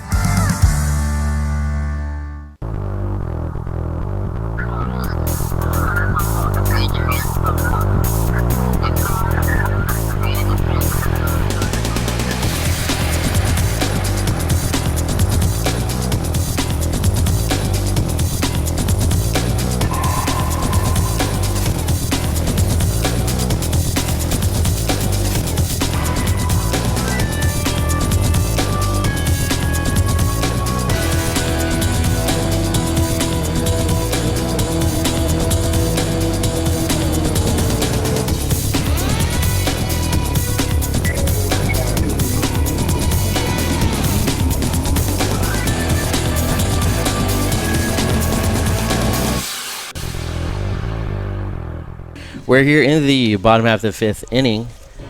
The Kings lead the Cats 6-3. Due up for Solano will be Banks, Harkey, followed up by Pfeiffer. The big right-hander Dozier still out on the mound for West Coast. We watch him get warmed up here. Seen him struggle in the bottom of the 4th. 3 walks given up in that half inning. Banks is 0 for 2. Got caught looking back to lead off this 2nd inning. It's also flown out to center field.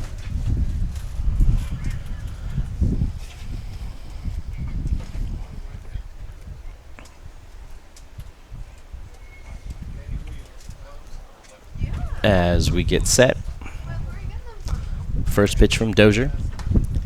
High and inside. And a high pitch from Dozier to start off this bottom half of the inning. The 1-0 pitch, and that is in there for a called strike.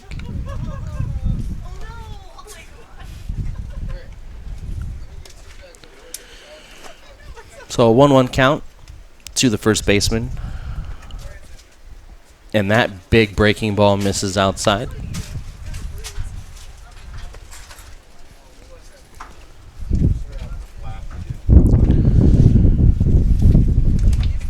So 2-1 count. And the pitch, big swing and a miss by Banks. That's going to even it up. 2 balls and 2 strikes.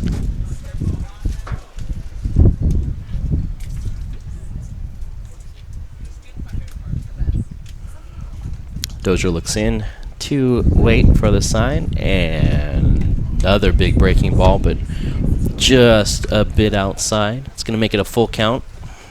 Yeah, we've seen some slow outside pitches already from Pfeiffer. Or, excuse me, sorry, Dozier.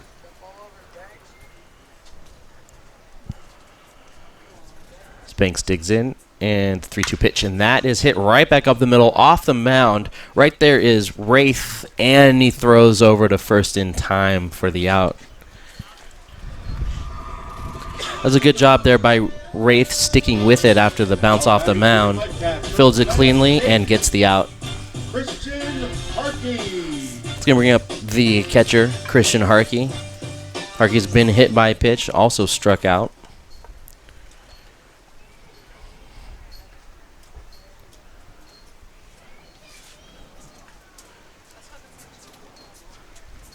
And the pitch from Dozier is a big breaking ball that misses the zone.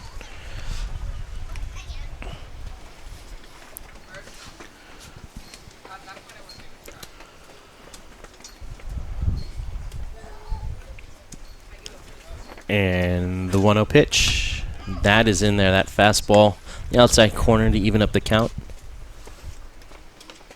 It's a little tricky for right-handed hitters to pick up a sidearm delivery of a right-handed pitcher. See if Dozier can take advantage of that. And there's a second fastball inside corner this time for another called strike.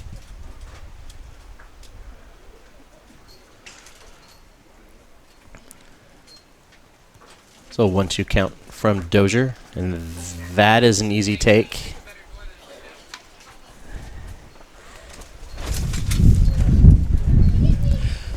So the count is even up 2-2. And that was an odd last pitch from Dozier. And that is hit into right center field. Going back is Pato. Back, and he makes a basket catch. Good job there by Ricky Pato. Yeah, was able to reach low and get in his glove in time to deliver the second out of the bottom half of the inning. So 2 outs, nobody on for Nick Pfeiffer. Pfeiffer's 0 for 1 with a walk.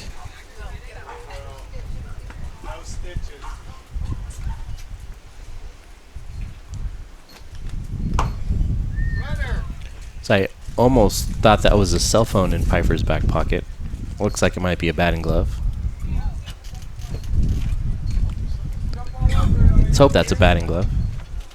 So that first pitch was just out of the zone. Oh, maybe it's a wrist guard. Or do they make batting glove cases for iPhones? That pitch misses high.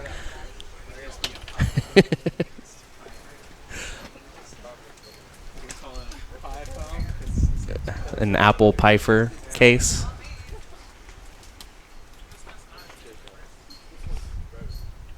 And that pitch hits the outside corner. 2-1.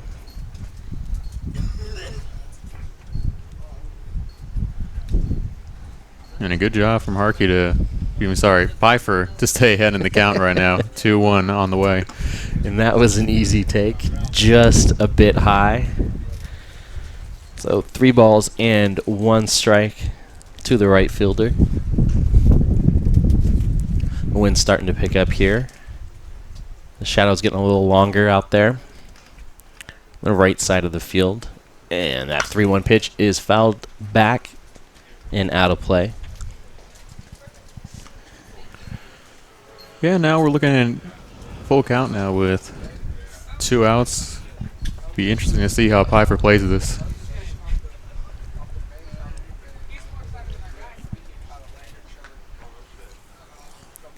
And the 3-2 pitch. And that is an easy take outside. So another walk here, and that's going to bring up Angelo Zorn. And make it back-to-back walks for Nick Pfeiffer as well.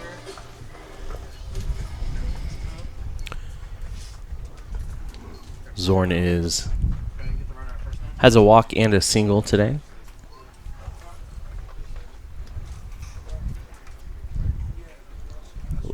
Lefty steps in, has an open stance. And the pitch from Dozier, and that misses outside. So after seeing a 3-up, 3-down inning from Dozier, I've seen him have a little trouble with command in the 4th and now again in the 5th. That pitch also misses high and outside.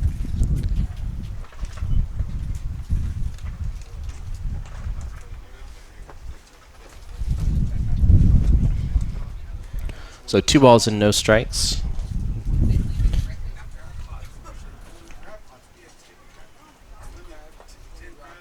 Decent lead over there at first by Pfeiffer.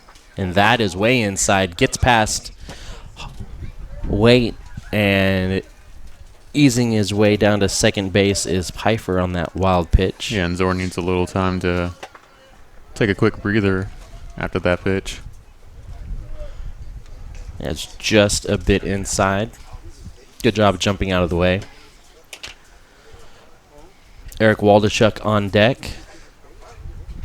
Runner on second. 2 outs. 3-0 count to the left fielder, Angelo Zorn.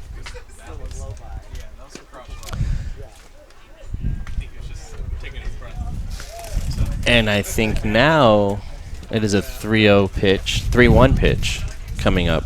I missed a strike somewhere in there. Yeah, they just called it a strike right now. And that is an easy take for the walk. And making his way over to third is Pfeiffer on another wild pitch. So back-to-back walks with 2 outs. It's going to bring up Waldachuk with runners on the corners. A skipper for the Kings, Kyle Gross, coming out to have a chat with Dozier.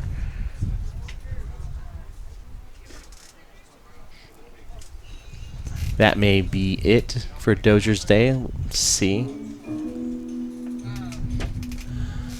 Home plate umpire Jim Gretsch. Keep an eye on things out there as the powwow breaks up. Dozier will stay in the game and face the right-hander Waldachuk. Been hit by a pitch and flown out to center field. Yeah, and you know that he will get a chance to extend this inning for the Mudcats right now. Runners on the corners with 2 outs. Kings lead the Cats 6-3. Bottom of the 5th. Bottom of the 5th. That first pitch. Looks like it missed the zone. Dozier checks on the runners.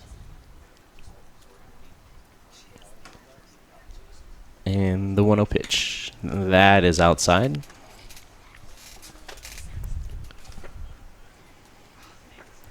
It's like Pfeiffer at third had a pretty good lead before that last pitch. I expect some aggressive base running here. And the 2-0 pitch misses high. Yeah, high and above in the strike zone. Second time this has happened in this at-bat for Waldachuk. Dozier already has 6 walks since coming in relief. So I'm not seeing the strike calls, but apparently it is a 3-1 count now.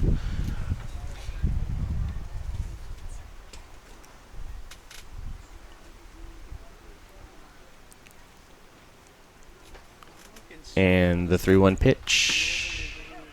That is in the zone. So full count to Waldachuk. And these are some very silent strike calls. It's just a little tough from our vantage point to see. And that is hit, but fouled on the left field line. So we'll come back with a 3-2 count to the designated hitter, Eric Waldachuk.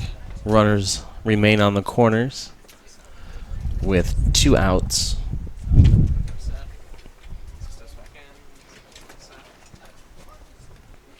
Won't be surprised if Zorn takes off and goes to second at this next pitch. And he does. And it's a walk. So 3 consecutive walks with 2 outs. It's going to make it bases loaded for Jason Pridey, second baseman for the Cats. Pridey has seen his share of walks today as well, as he's walked in his only 2 at-bats. The skipper comes out, and that's going to do it for Mark Dozier today. He's got 3 strikeouts, 7 walks, and no hits.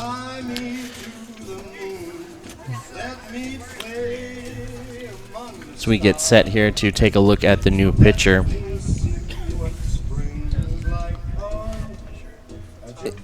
It's number 46, Ryan Fleming.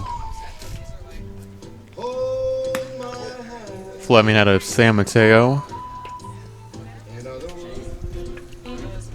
Had a 9.26 ERA and 10 appearances with 12 strikeouts and 1 save in his first season. So we've seen the opening pitcher, Joe Jennison, only make it through 2 innings. Then his reliever, Mark Dozier, made it through 2 2/3. As we get a chance to look at Ryan Fleming here. Right-hander seems to be throwing pretty hard.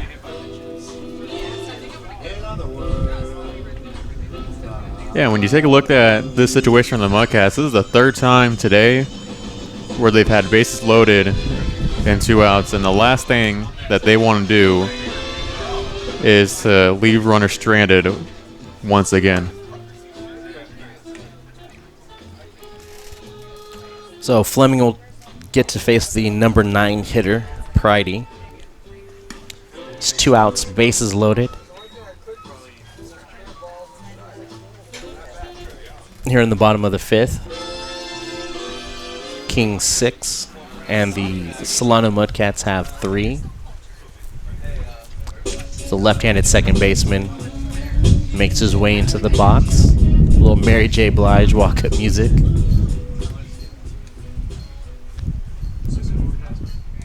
So it'll be a definitely a different look from this righty reliever. A little bit shorter and an over-the-top delivery as opposed to the 3/4 release of Dozier. First pitch from Fleming, and that misses low and outside.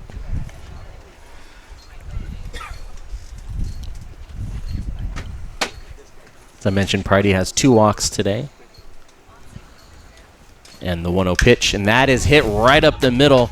That is going to score Pfeiffer. Coming around third is Zorn, and it gets past Pato out there in center field. Coming around is Waldachuk. He's going to score, and just like that, folks, we're tied up 6-6 on that double from Jason Pridey.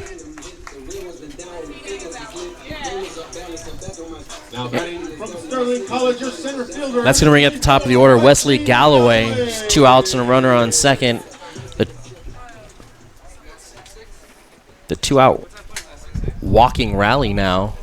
It is now 6-6.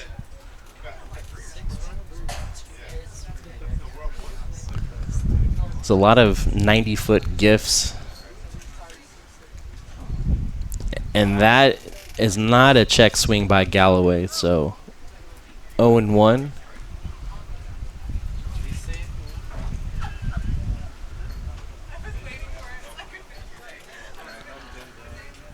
As Fleming looks in and delivers. That breaking ball just misses the zone. Even up the count, 1-1.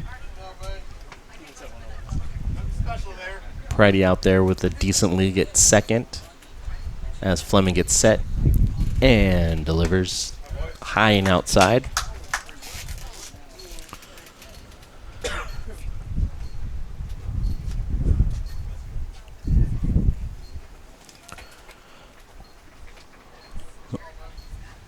And the pitch, and that is chopped right back up the middle. Charging over is Ray, throwing over to first to end the inning, but not before the damage has been done.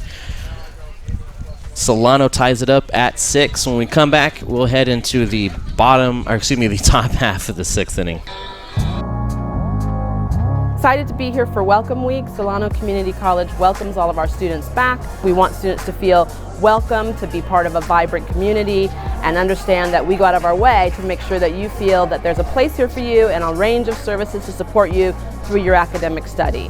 Hi, my name is Vanessa, treasurer of the ASSC here at Solano Community College, and today we're just here handing out Scantrons, pencils, coffee, free hot chocolate, and all this stuff just to get our students to feel comfortable on the campus. I'm staffing the Ask Me table this week, where we are answering students' questions and promoting the Solano College Promise, which makes your first year free if you attend full-time. Hi, my name is McKaylee Mates. I'm the president of the drama club here on Solano's campus. We're here informing kids about what we're about. And we're here at Welcome Back Week, kind of introducing the new students into what we do here on campus. We're here with a lot of different clubs. If you can make it down, come see us.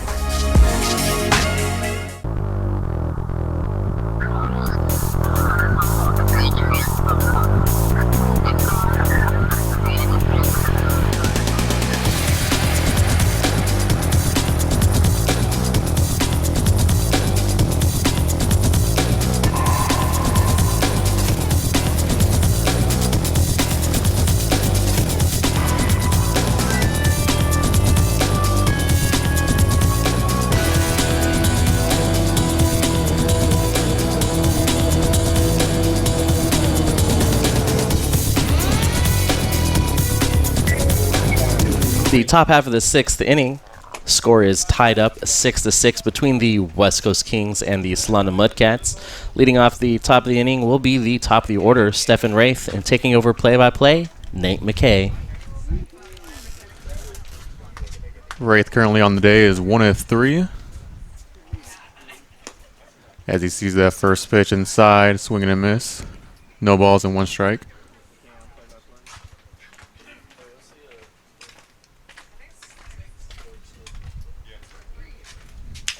As that is hit over to the first baseman, tends to lose it, and he is going to be safe. The speed shown off right there by Stephen Wraith, getting on base to start off the top of the 6th inning.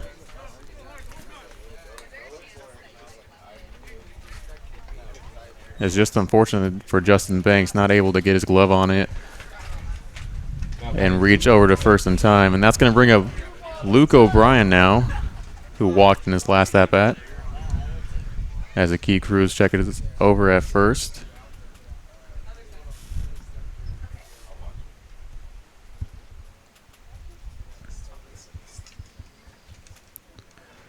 Cruz gets set, throws. Nice pitch inside in the middle. No balls and 1 strike.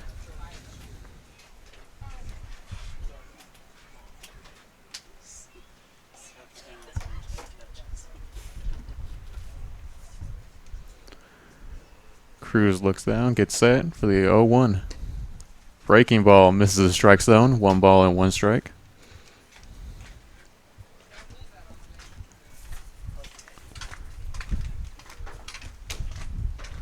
Wraith over at first has a healthy lead. Has a 1-1 on the way, and that is hit right again over to the first baseman. Throw over second in time, and not in time over at first. But able to deliver 1 out here in the top of the 6th inning. As that's now going to bring up Christian Strand.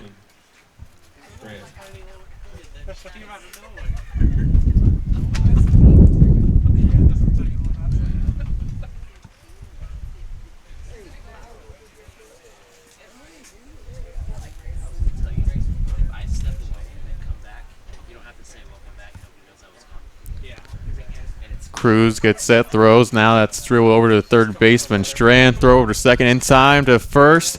Got him, double play, and that is the end of the top of the 6th. We'll head to the bottom of the 6th right after this here on the Solano College Sports Network.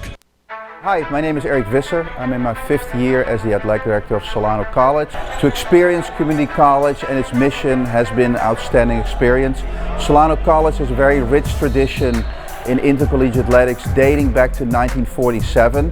I'm very proud to communicate that rich tradition is still being continued with fine young men and women that represent Solano College on and off the court. In the fall we have the volleyball program. We have a very successful women's soccer program. We have both men's and women's basketball. And then we transition to 4 programs: baseball, of softball, men's women's tennis, and men's and women's swimming. It is our mission to excel our programs and our student athletes in academics. All of our student athletes are committed to give back to the community. And we would invite you to be a part of Solano College Athletics by visiting our website www.solanoathletics.com, and you feel a warm welcome at Solano.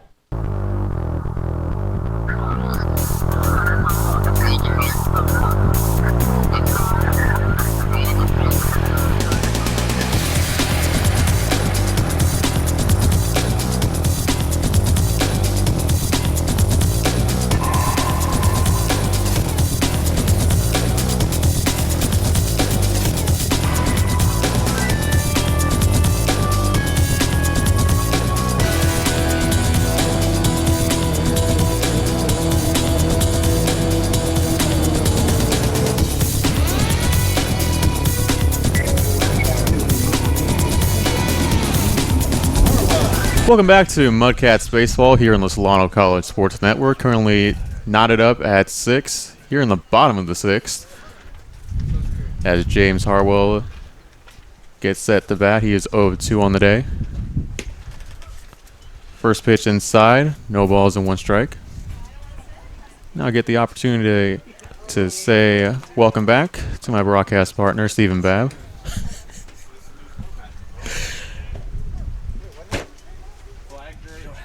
Oh. So it is an 0-2 count now to Harwell. I want to point out that 6 runs as that is chopped up and foul. I want to point out that the 6 runs scored by the Mudcats have happened on 9 walks, 2 hit batters, and 2 hits. So very fortunate to be in the game here in the bottom of the 6th inning.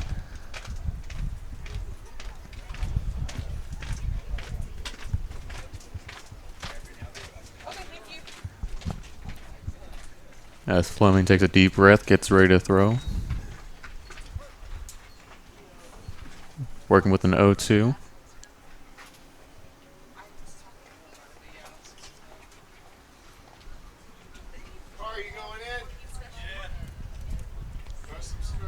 Now he's ready, gets set, throws. Low pitch. Below the strike zone, 1 ball and 2 strikes.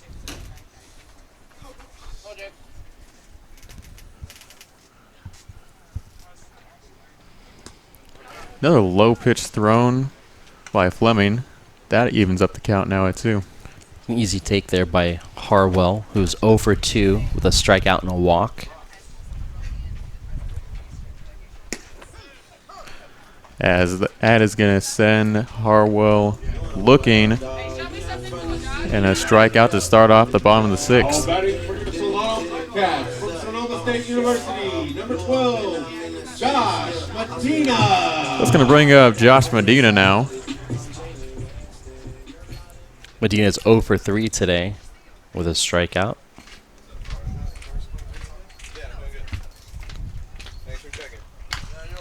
As Medina sends that foul.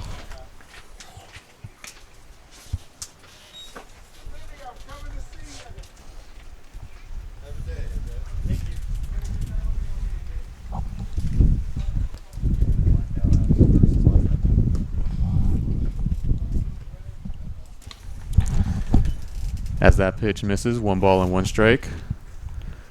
Medina grounded out to the first base on his last at-bat.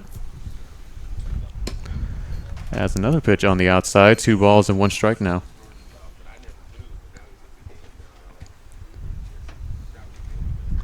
As now you have a situation where Medina is currently ahead in the count as Fleming gets set, throws, another low pitch, can't find the strike zone, 3 balls and 1 strike.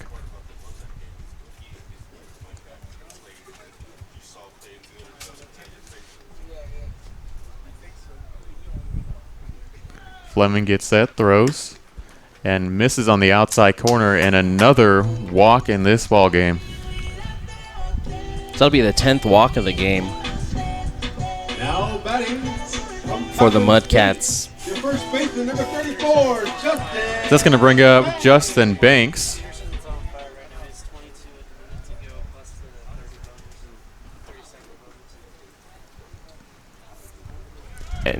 And running over to second, and in time is Josh Medina. Yeah, that was a great jump by Medina.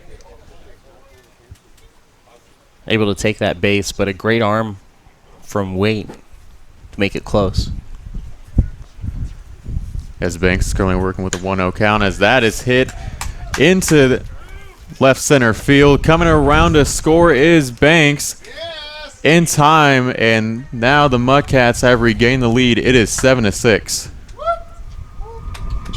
Yeah, great piece of hitting there from the left-hander Banks.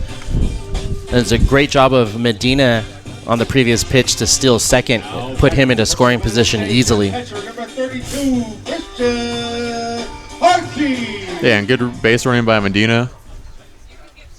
Able to get a run in, making this a 7-6 game now.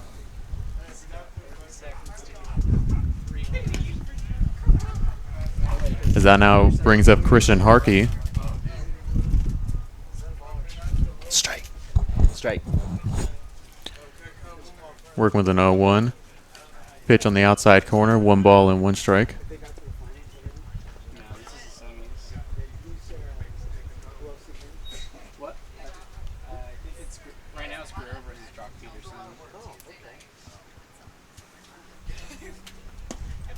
Another low pitch.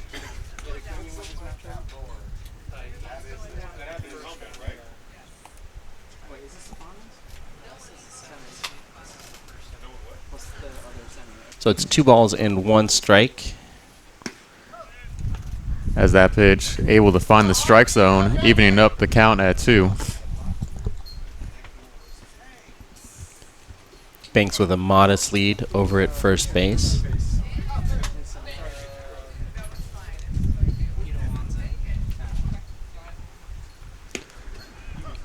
Fleming gets Harkey looking and delivers the second strikeout of the inning.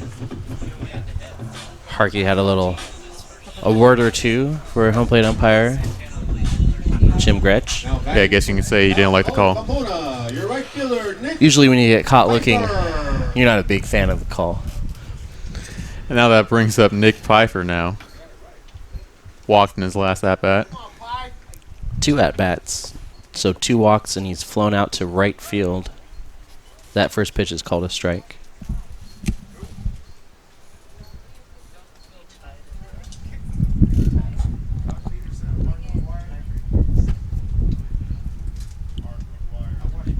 The 0-1 on the way, and again on the outside corner.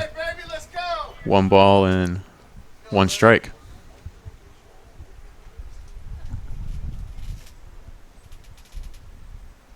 Or I believe he called that a strike. Excuse me. 0-2 count now.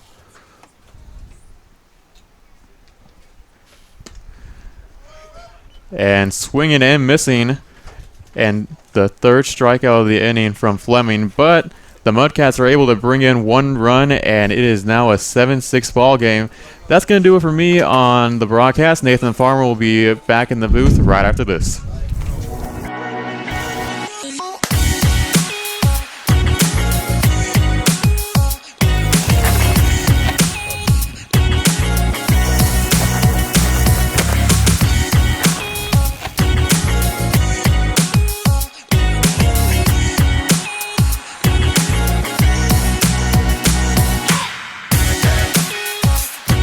When I'm not here, I'm here. And when I'm not here, I'm here.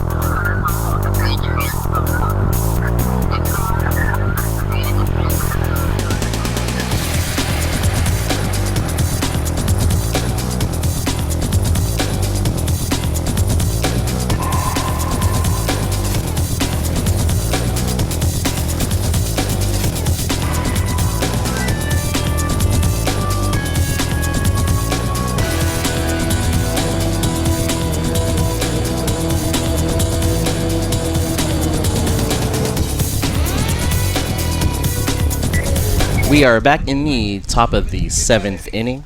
The Cats lead 7-6 over the West Coast Kings. Edgar Aki Cruz still out on the mound. His day will continue. That's Angelo Zorn stepping. Nope. That is Logan Cole stepping in the box. He hits it over to shortstop Medina and put away for the first out of the inning.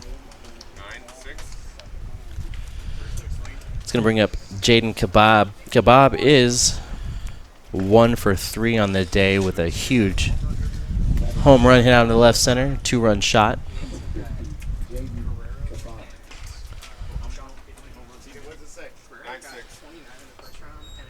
And the pitch from Aki Cruz is a big sweeping breaking ball that misses the zone low. Yeah, that home run from Kebab was just an absolute no-doubter off the bat. Just an absolute shot over left field. And that pitch is in there and finds the zone to even up the count 1-1.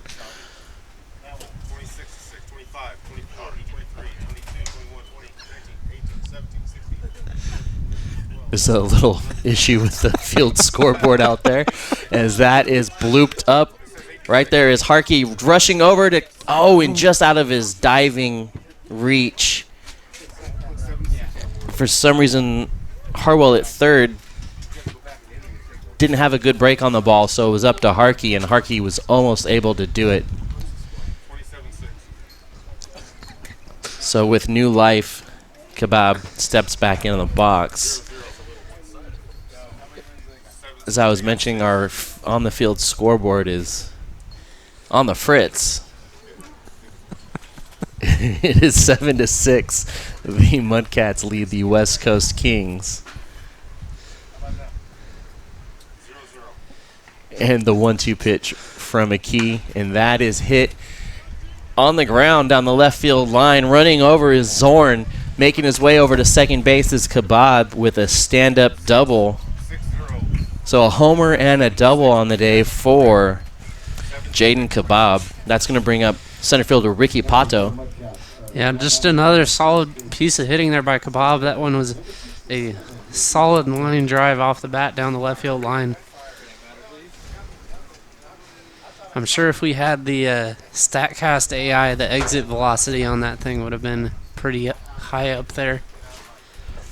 Now up Pato. Pato's 0 for 3, reaching on an error. And that big breaking ball is weighted on and hit a little blooper out into center field. Kebab at third and is going to get held up. A big turn at first base by Pato, but he will stay over there. So runners on the corners with 1 out. It's going to bring up John Waite. Just some soft contact in on the hands from Pato. Looks like we might have a pitching change here, potentially. It's going to bring out a mound visit. And the catcher and the head coach. Runners on the corners.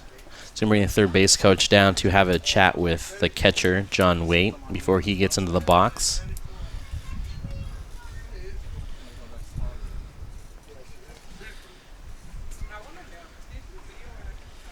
And the discussion is over as Key Cruz is seen with a big smile out there.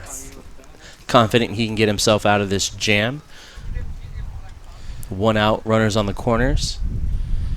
Yeah, with the catcher hitting here, there's a solid chance that they could turn a double play here. Waite has an RBI single his last at bat. He's 1 for 3 on the day today. Edgar Key Cruz checks on the runner at first, gets set, and delivers a pitch inside. 1-0.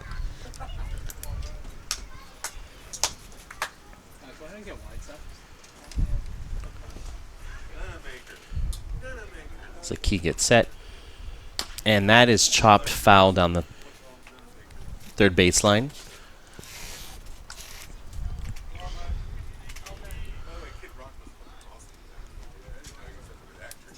So a soft pop-up to the outfield, I'm not sure would score Kebab at third. And that is a big breaking ball that just misses the zone. Yeah, Kebab is definitely not the fastest runner for the Kings.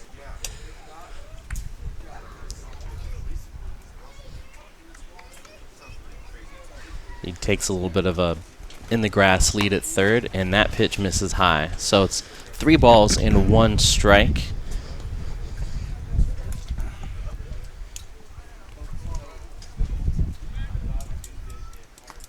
So Key Cruz checks in to Harkey for the signs.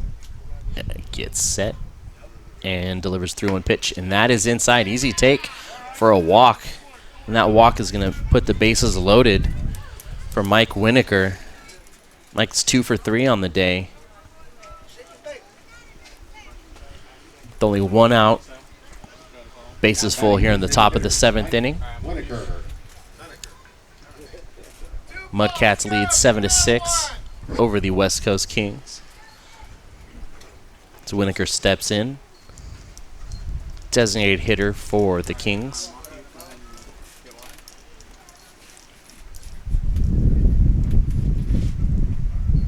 And that big breaking ball is in there for a called strike.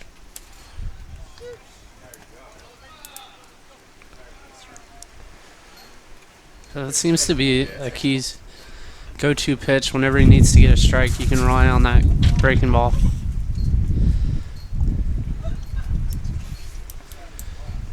And that is hit, but right there is the shortstop, Medina. He throws over to third to get the force, but not before Kebab could come in to score, and that's going to tie the game up 7 apiece. I apologize for my delayed call. I couldn't quite see the left side of the infield from our vantage point. That's going to be an RBI and a fielder's choice. That'll bring up Jordan Mello, right fielder for the Kings. Runners on first and second with 2 outs, and that pitch hits the outside corner for a called strike. Yeah, that was likely the only possible play Medina had. Would have been a tough play throwing it over to second or to first, but it definitely keeps the force out in play. And that fastball gets the strike zone for a quick 0-2 count to the number 9 hitter, Jordan Mello.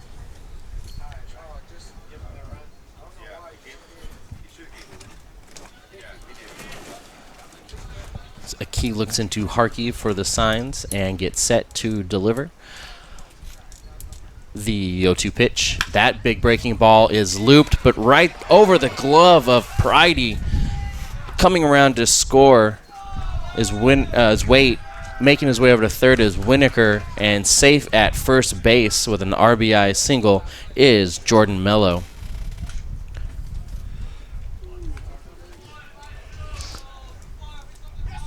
So I'll put the Kings up now 8-7 over the Cats, and that is going to do it for Edgar Aki Cruz's day today.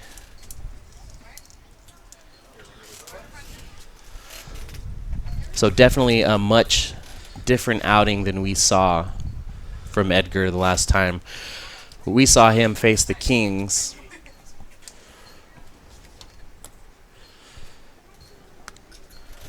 Giving up 7 runs here as opposed to him going 7 innings in the last outing with no earned runs.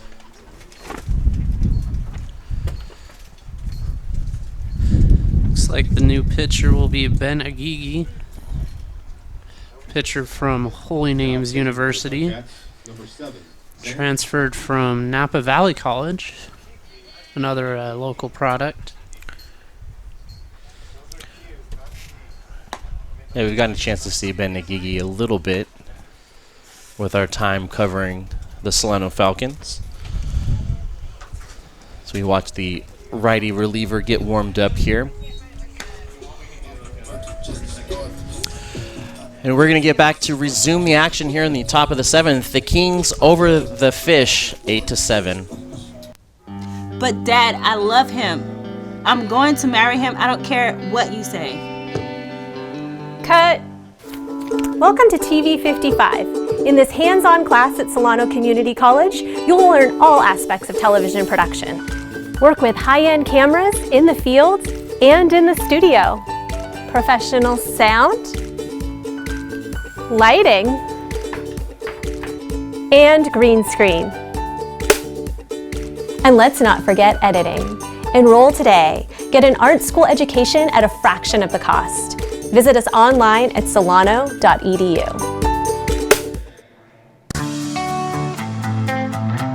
Hi, Christine Manny, full-time instructor at Solano College Theater. Have you ever been interested in coming into theater? Come over to Solano College and find out what it's all about. You can take classes, you can be involved in many different ways, and just come talk with us.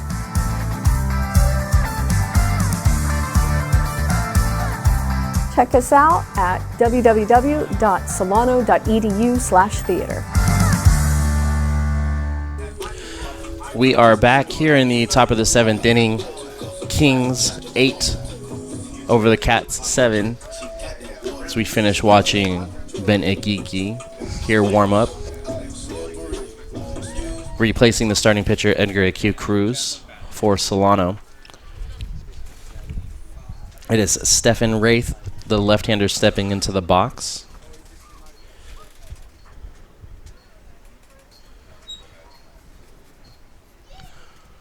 And that is popped up high down the left field line and out of play.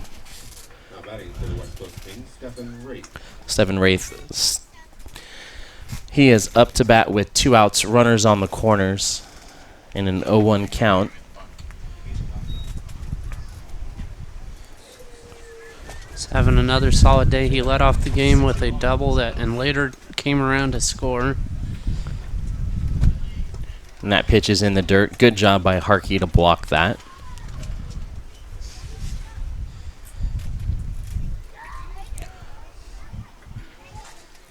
So Igigi gets set to deliver the 1-1 pitch. Runners going. Harkey wanted to throw but bobbled it on the glove-to-hand exchange. So that will be a stolen base for Jordan Mello, putting 2 runners in scoring position with 2 outs. Yeah, if he had been able to come up clean with that, he probably would have had a play at second. Yeah, it looked like Mello had a good jump, but didn't cover a lot of ground as that pitch misses. So 3 balls and 1 strike.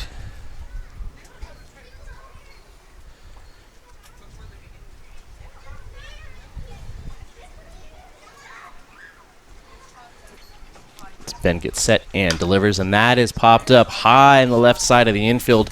Josh Medina making his way over, and makes the catch to end the inning. But not before the West Coast Kings can take an 8-7 lead over the Solano Mudcats. Coming up in the bottom half of the inning will be Zorn, Waldachuk, and Pridey.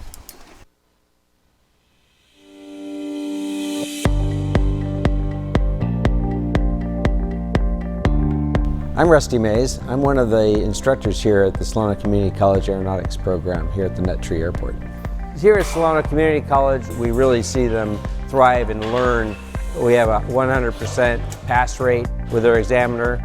I'm Kevin Spolstra, instructor, Solano Community College Aeronautics. At Solano Community College Aeronautics program, we teach the students aviation maintenance.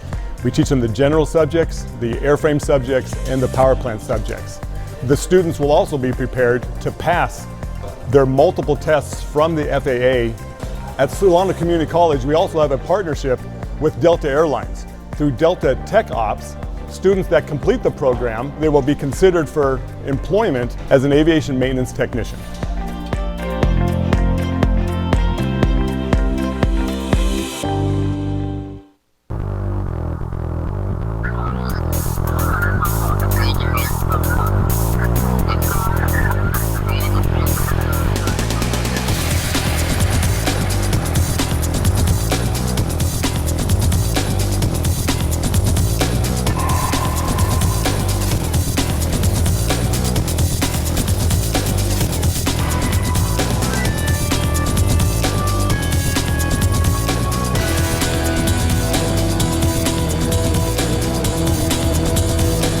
As we just finished stretching out the 7th inning, leading off the bottom half for the Cats is Angelo Zorn. Angelo's walked a couple times and singled. Now batting for the lefty steps in. College, your left fielder, Angelo Zorn. Dirty Fisher down 8-7. Ryan Fleming still on the hill for the Kings as that pitch misses low and outside. Yeah, Zorn has one of the few Mudcats hits on the day. And that looks like it's going to be another one as it gets past Kebab over there at first. So reaching safely with a leadoff single is Angelo Zorn. That'll only be the fourth hit of the day for the Cats. It's going to bring up designated hitter Eric Waldachuk. It's 0 for 1 with a pop out to center field. He's also walked and been hit by a pitch. As the 4th hit on the day for Solano as that pitch misses the zone. 1-0.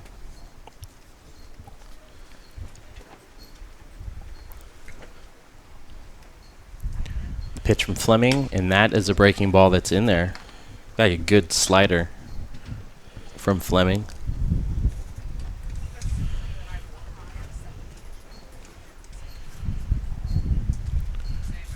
Waldachuk digs in, and the pitch is fouled off at the plate for a 1-2 count. Jason Pridey on deck.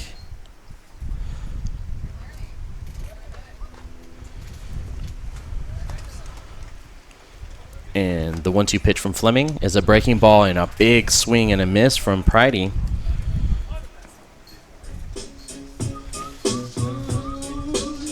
That's going to bring up the top, that was a big swing and a mix from Waldachuk. That's going to bring up Pridey.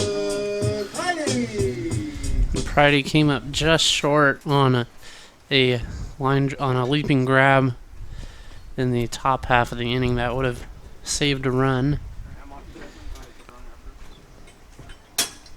First pitch here is inside. Zorn taking a pretty good lead over there at first. Big hole in the right side of the infield for the lefty as he looks at a pitch in the dirt. 2-0 count.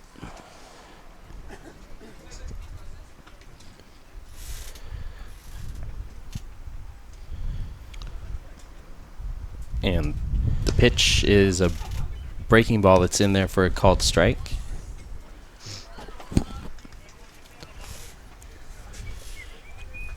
Looks like Jordan Mello out there in right field is definitely playing well off the line to the lefty, who just looks at a third ball to make it a 3-1 count. Yeah, that's one thing we've seen a lot from the Kings, from the Mudcats, and from the Seals, is they give up that right field line. And that is fouled off at the plate to make it a full count. That looks like the entire outfield is shifted to the left. Cole in left field is actually playing really shallow.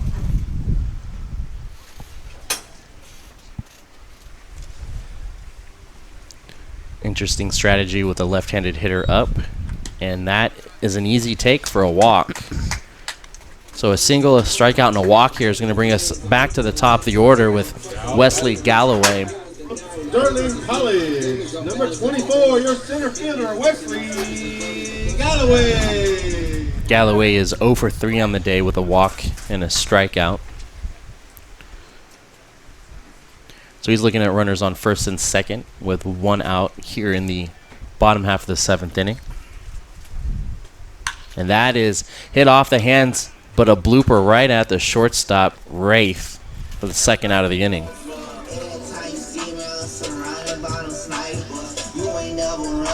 It's going to bring up James Harwell.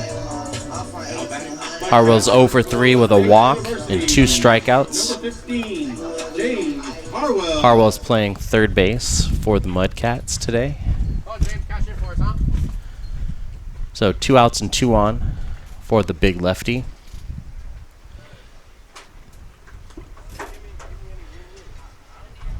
And the pitch from Fleming, and that is hit high down the left field line and out of play.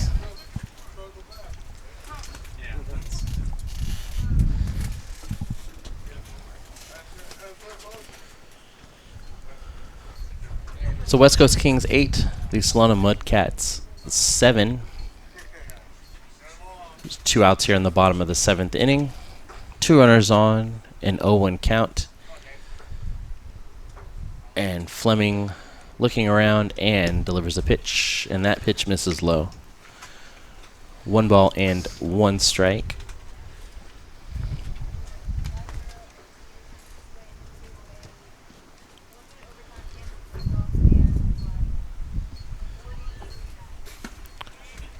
And that pitch also misses the zone. 2-1. Looks like the defense is also in the same alignment as it was when Galloway was up. Yeah, if one of these lefty hitters can just pull a ball down the right field line, they can run for a while. That pitch is low and outside, so 3 balls and 1 strike to Harwell.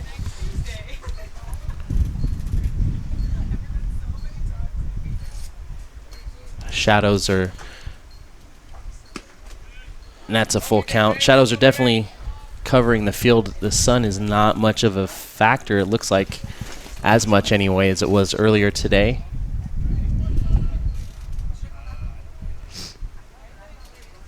And that one is fouled back, so we're going to remain at a full count.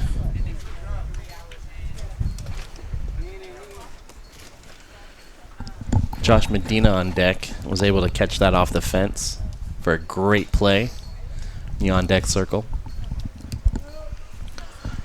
So we'll reset 3-2. And the pitch to Harwell is a breaking ball for strike 3 call to end the inning. And that's going to do it. 2 runners stranded. We're going to head back in a moment for the top half of the 8th inning right after this.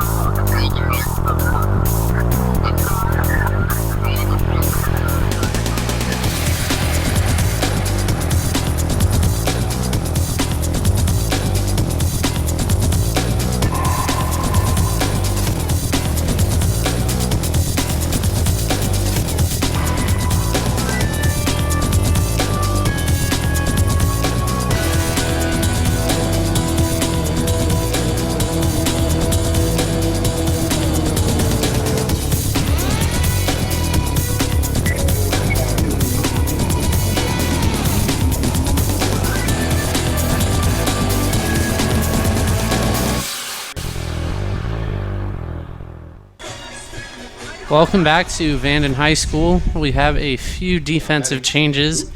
Wellington Balsley comes into the game in center field. That means Wesley Galloway will move over to left and Angelo Zorn will move over to right. And stepping up for the Kings will be Luke O'Brien. Sagigi's first pitch is fouled off down the third base line, out of play.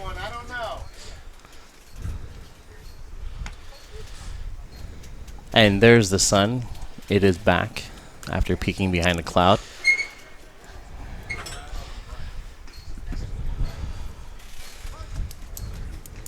And the 0-1 pitch is in the dirt, 1 ball and 1 strike.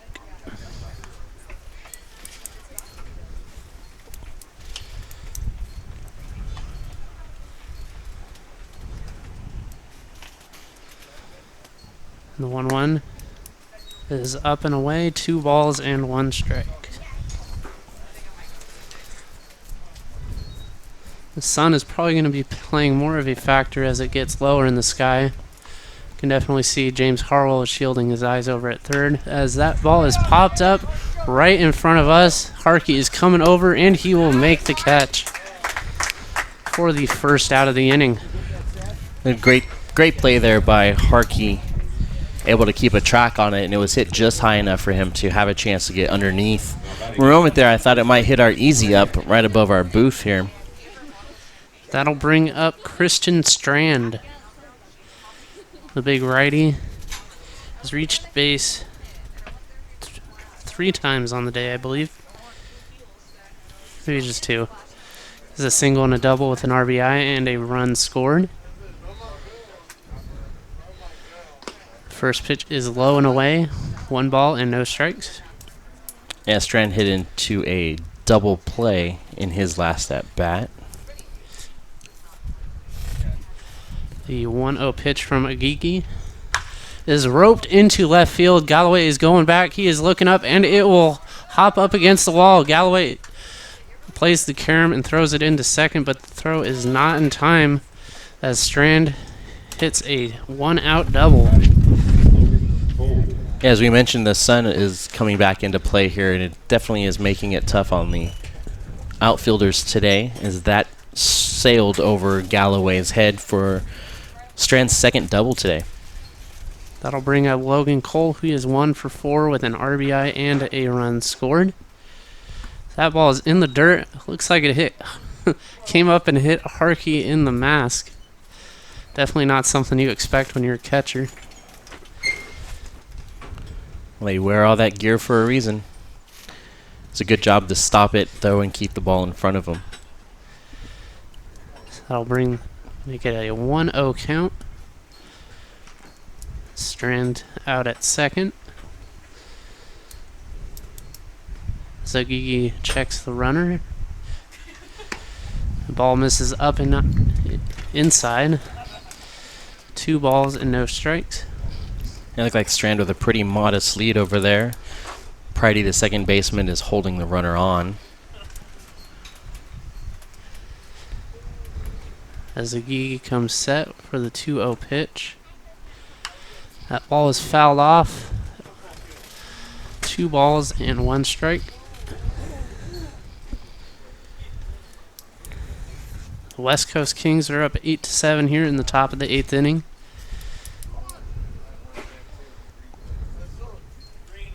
It's definitely been a back and forth game. And the 2-1 pitch. It's a high strike, 2 balls and 2 strikes. Like a belt high strike on that. Big hole on the right side of the infield for Cole. He's able to go the other way. And that as that ball hits Cole in the shoulder. So, not the worst thing to happen if you're a Gigi. It'll set up the double play, but you definitely want to get the batter out as opposed to hitting him, obviously. Never quite the goal. So that'll bring up Jaden Kebab. He's having a very good day with a double and a home run with 3 RBIs. That pitch catches the inside edge for a strike 1. Yeah, Kebab definitely in a situation here with one out and runners on first and second. See if they can add to that lead.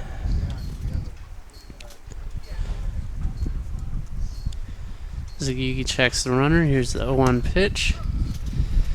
And another called strike. Down at the knees. So a quick 0-2 count here to Kebab.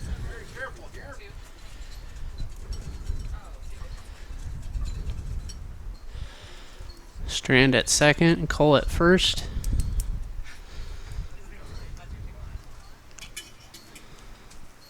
And the pitch is in the dirt, and the runners will advance as the ball gets away from Harkey. That was a tough ball in the dirt there for Harkey to try and block. And it squirts away from him, allowing the runners to advance. So that'll make it a 1-2 count to the dangerous Kebab. As now both runners are in scoring position with only 1 out. Definitely looking for a strikeout here. And he gets the strikeout. A big swing and a miss on the breaking ball on the inside corner. So I'll make it 2 down for Ricky Pato. Ricky's 1 for 3 and also reached on an error. And that is Igigi's first strikeout today since he came into relief. John Waite is on deck for the Kings. And the first pitch is in the dirt. Another good block there by Harkey.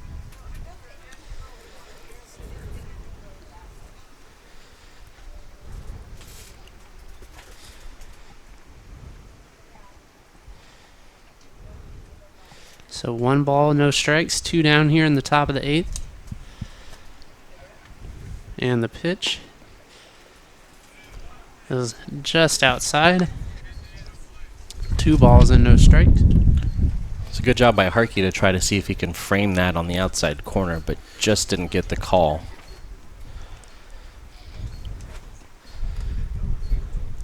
So a 2-0 count here. And that will gets in there at the knees. 2 balls and 1 strike. With 2 outs, the base runners out there for the Kings are definitely taking some larger than normal leads off the bag.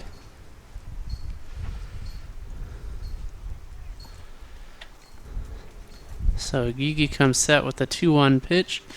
And that ball is in the dirt, low and away. So 3 balls and 1 strike. Harkey's definitely had his work cut out for him back there behind the dish in this inning.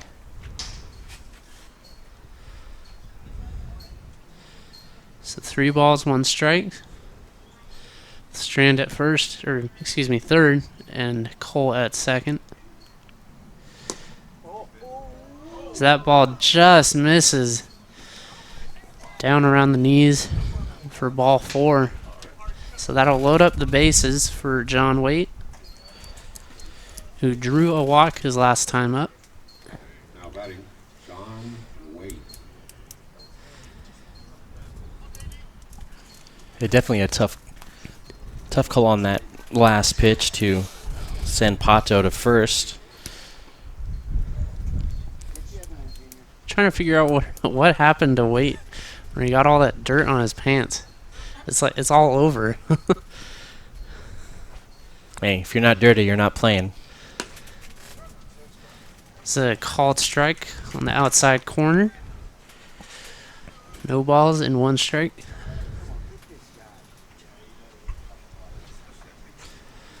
Two out here in the top of the 8th. The Mudcats definitely want to get out of here without allowing any more runs. So that ball is in there for strike 2. It was a great strike thrown there by Igigi right at the knees.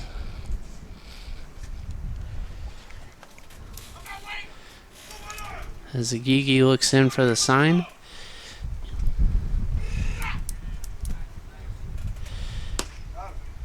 And that ball misses on the outside edge. Harkey was looking to frame that one as well.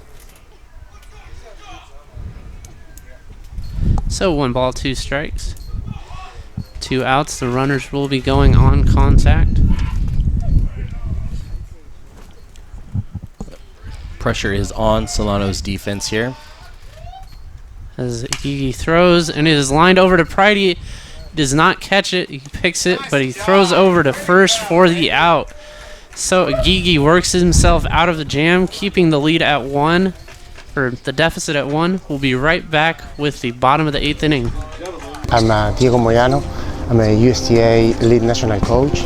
We are here at Solano College Sports trying to win this 100,000 that North Bay put together, and hopefully we can get the trophy.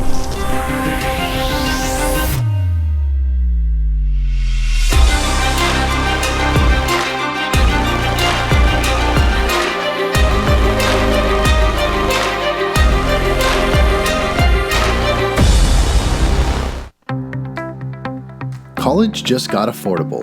Up to 100% of enrollment fees can be reimbursed for first-time college students taking full-time classes. At Solano Community College, we are taking full advantage of this to further your future.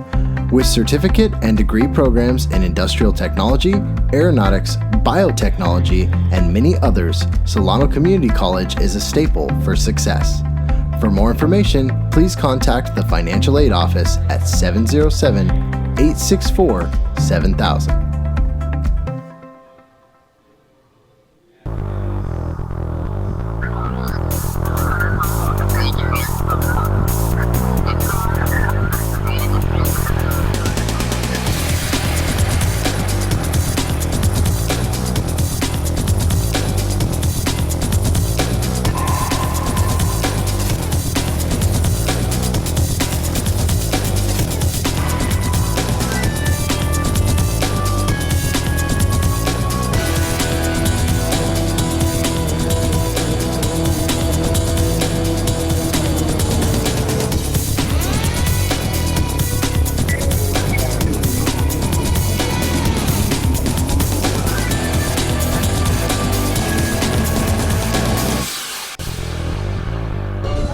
For those of you scoring at home, we have some changes on defense for the West Coast Kings.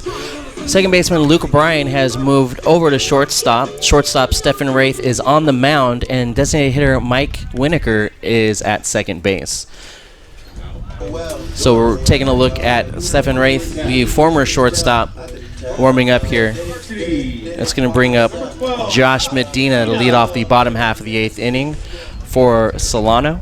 And back on play-by-play, Nathan Farmer. As Josh Medina steps in, looking to get his day going here. As he is hitless so far as he ropes that one down the right field line, but foul. Madlock on that! So we look at Wraith. He played both infield and pitcher for Napa Valley this past year with a 5.11 ERA in 37 innings pitched.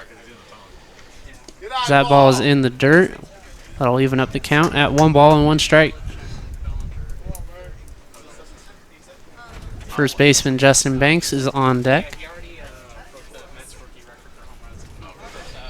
Then another one in the dirt there. So that'll make it 2 balls and 1 strike. A couple easy takes there from Medina. Medina has walked, struck out, and stolen a base. He's 0 for 3 today. So that ball misses as well. 3 balls and 1 strike.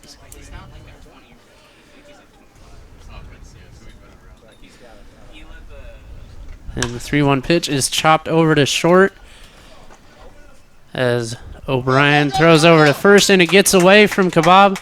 Medina will run over to second. He's going to keep going as Cole throws it in, and he will make it in standing up. He'll probably score that a single and an error. Yeah, I think I would actually just score that an E6 on that. Is O'Brien, although he came over to shortstop from second base, he definitely had a play there, but rushed it and threw it in the dirt. It was a hard catch there by Kebab to make. I couldn't quite make out the timing on that. See if he would have beaten that out. As Banks takes a ball outside. 1 ball and no strikes. Big break there to lead off the inning for Solano.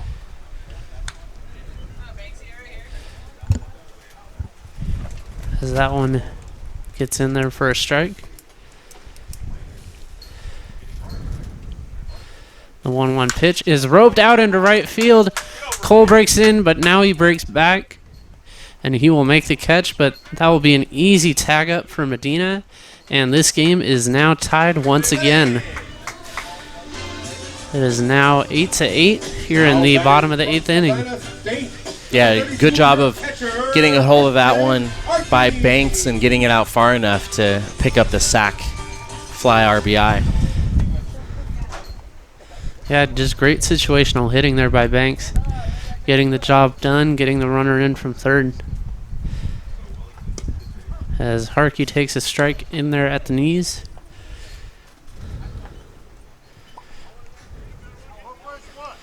Wellington Balsley is on deck.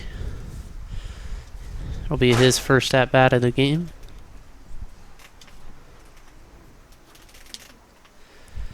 The 0-1 pitch is roped out into right center field as Winokur makes a basket catch. That one was definitely hit out into no man's land, but Winokur was able to make the over-the-shoulder catch. That's a tough play for a second baseman, especially when you're in for the first time in the game. But yeah, a really tough play there, catching that ball actually in shallow center field for the second baseman. So that'll bring up Wellington Balsley. Came in the top of the 8th inning to play center field, replacing Nick Pfeiffer. As he fouls that one off the catcher. No balls and 1 strike.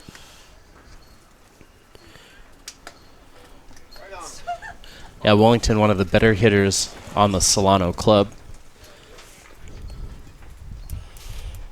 The 0-1 pitch misses low. That'll even up the count. One ball and 1 strike.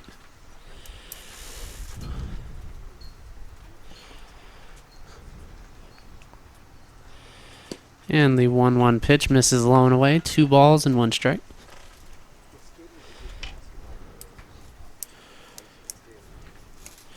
Angelo Zorn on deck. Has a 2-hit day. As Balsley pops that one up into shallow left field. As Logan Cole makes the catch to end the inning. We'll be right back with the top of the 9th inning here on the Solano College Sports Network. Hi, Ginger Kane, dance faculty here at Solano Community College. I'm excited about our upcoming AA dance degree that has been developed just recently. We offer dance production, swing, ballroom, hip-hop, jazz, modern, and ballet. We also are part of the ADT kinesiology degree, as well as the interdisciplinary studies degree, and for the general ed requirement for physical education. Please join up. It's a great way to meet new people, socialize, and make new friends. You do not have to be a dancer to sign up for a dance class. We have everything that an automotive shop would have, or even a dealership would have. If you guys are interested in automotive at all, go to Solano Community College. Check out the automotive program. It can be a career path for you, just like what I'm doing, or it could be an extreme hobbyist, an enthusiast. If you really like cars and learning stuff all the time, then this is the best place to go.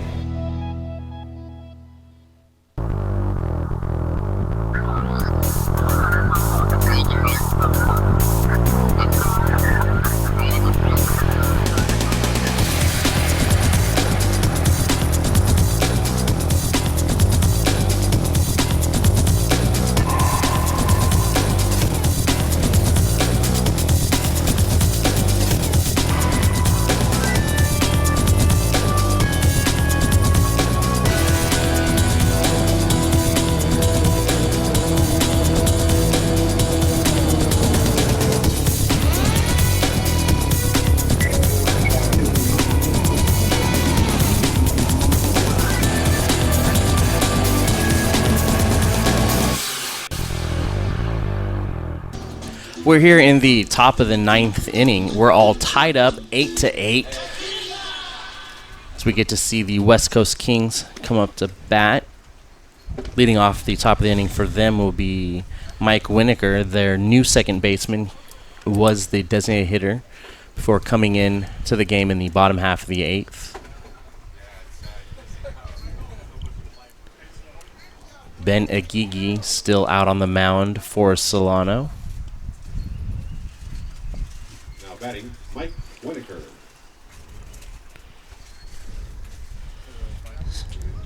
As Winokur steps in and Agigi winds up and throws. The ball is in there at the belt for a strike one.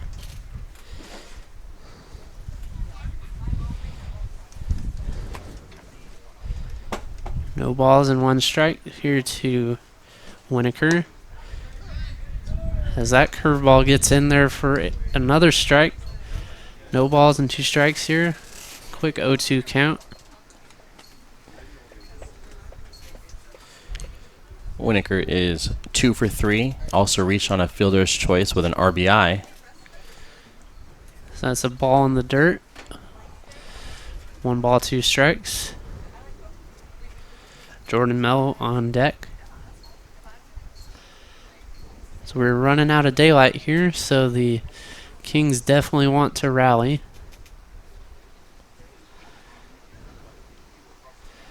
The 1-2 pitch misses outside. 2 balls and 2 strikes.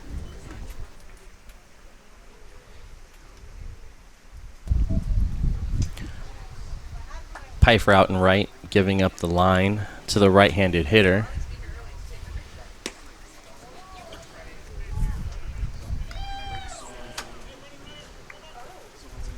Oh, I'm sorry. Make that Zorn, who moved from left to right. The 3-2 pitch is popped up on the infield. Harkey is battling the wind, and he makes the catch. What an amazing play there by Harkey. Battling the wind, manages to make the over-the-shoulder catch. That's twice now in this game. Harkey has ditched the mask and been able to fight the wind and get the out. For the West Coast Kings, now batting number 52, Jordan Mello. So that'll bring up Jordan Mello. Has a single RBI and a stolen base on the day. So that ball misses low and away. 1 ball and no strikes. Excuse me, no balls, 1 strike. It looked like it might have just got the outside corner there, knee high. So that one was definitely not a strike. 1 ball and 1 strike. Just a little bit low. Below the zone. Short 6 inches. As Agigi winds up and deals, as that is a jam shot out to second. Pridey is racing back. He is under it, and he will make the catch to end the inning. Or, excuse me, 2 outs. Never mind. Inning is almost over. Getting ahead of myself here. It's 2/3 over. It looks like my play-by-play is rubbing off onto you. I'll just mute my mic. As Wraith fouls that one off. It's been a long game. I can say that much. Let's see. Wraith has a double, reached on a fielder's choice, reached on an error. So he fouls that one over to the first base coach. And is now looking at an 0-2 count as we're 2/3 of the way through the top of the 9th inning.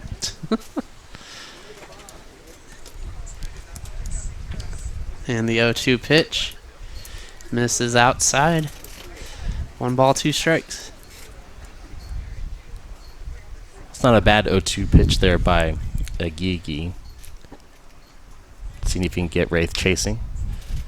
So he fouls that one off in front of home plate. We'll keep the count at 1-2.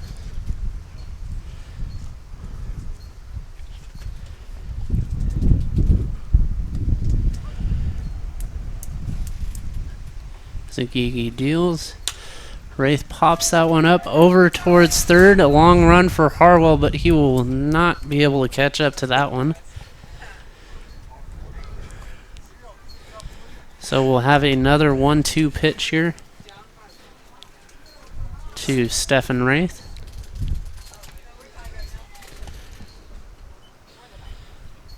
Yeah, I don't know if that was hit high enough for Harwell to make it over there and make a play. As Wraith swings and misses for the third out of the inning, I'm sure this time. That'll bring up Zorn, Waldachuk, and Pridey for the bottom of the ninth inning. The idea of this space is to allow students to be creative. You get to design whatever you want. They help you get an idea, and then you can just go from there. From 3D printing, laser cutting, hydraulics, electronics. It's incredible what people have done. We had employers come in and tell us, we need these skills. The teachers are really helpful. Super supportive if you have no experience. I've had a fantastic time. I've learned a lot. But Dad, I love him. I'm going to marry him. I don't care what you say. Cut. Welcome to TV 55.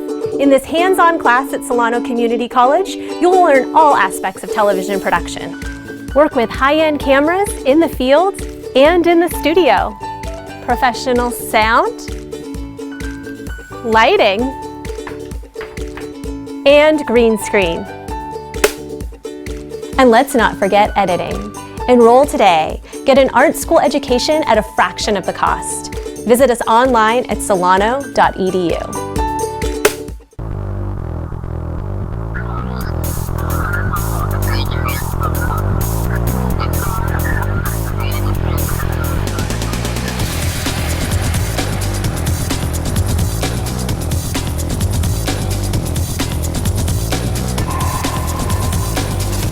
We're all tied up at 8 here in the bottom of the ninth inning. Leading off for the Mudcats will be left fielder, turn right fielder, Angelo Zorn. So the lefty grabs some dirt before stepping into the box. Zorn's reached base every single time he's come up to bat. It's definitely the guy you want up here in the bottom of the ninth inning wanting to start a rally. And that pitch misses just low, below the knees. 1 ball and no strikes. Got Eric Waldachuk on deck. And that is hit right off the pitcher, but then throwing it away. It's Fleming making his way over to second on the pass ball is Zorn. So Zorn will reach on an error and then to second on the wild throw.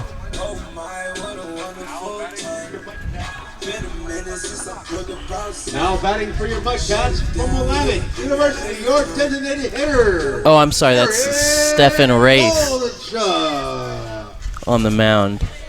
So an error on Wraith. It's going to put a runner on second for Eric Waldachuk.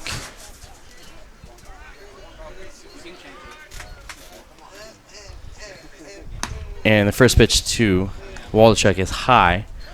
So a runner in scoring position, nobody out, bottom of the ninth. Game-winning run out there in scoring position on second base. It's Wraith, the runner. Off-speed pitch is fouled back to even up the count, 1-1.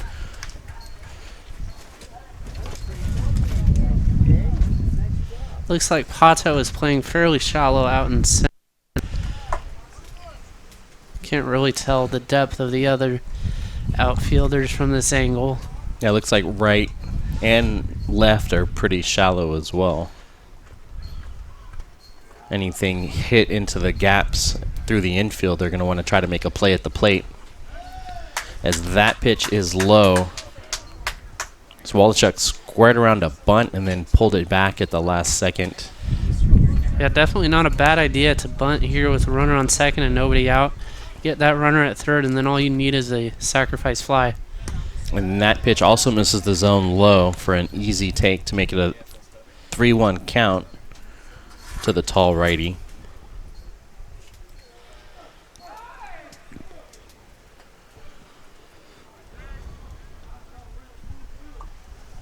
Bob over at first, playing well off the line, and that pitch hits the outside corner for a called strike. So it's going to make it 3 balls and 2 strikes. Middle of the infield playing double play depth. And there's a walk. So runners on first and second. It's going to bring up Jason Pridey. Pridey has walked 3 times and hit a double. Looks like we will have a mound visit here.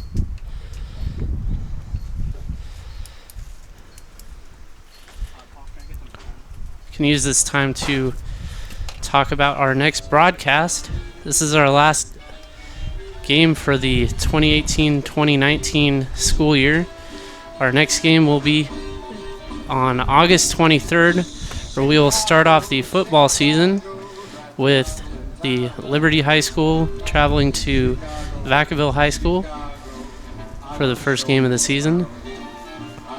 You can find the Vacaville football games that we broadcasted last year are up on Solano's YouTube channel. You can get there by searching Greg Poff, who's our professor here for the Solano College Sports Network and our sports broadcasting program. You can find all of our content there on that YouTube channel. Search GREGPOFF for original content and live sports broadcasting, as Stefan Wraith will stay out on the mound. That's going to bring up Pridey with no out, runners on first and second, bottom of the 9th, tied up at 8, and Wraith is going to check on the runners.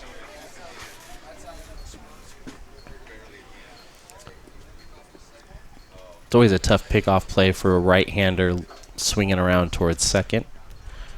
And Pridey bunts, and that's a beauty of a bunt down the third baseline. Throwing over to first in time is going to get the out. But a great sacrifice bunt by Pridey. That's going to move the runners up a spot each. So runners on second and third with 1 out here in the bottom of the 9th, as we're still all tied up at 8. It's going to bring up the top of the lineup, Wesley Galloway. It looks like they called him safe over at first, so still nobody out. But that's just a textbook bunt. You want to get it to the third baseman so that the first baseman can't turn and throw to third to get the lead runner out. That was a quick call into New York for that replay review. As that pitch hits the outside corner. 0-1 now to Galloway. So bases loaded. Solano only needs 1 runner to come in to take the game.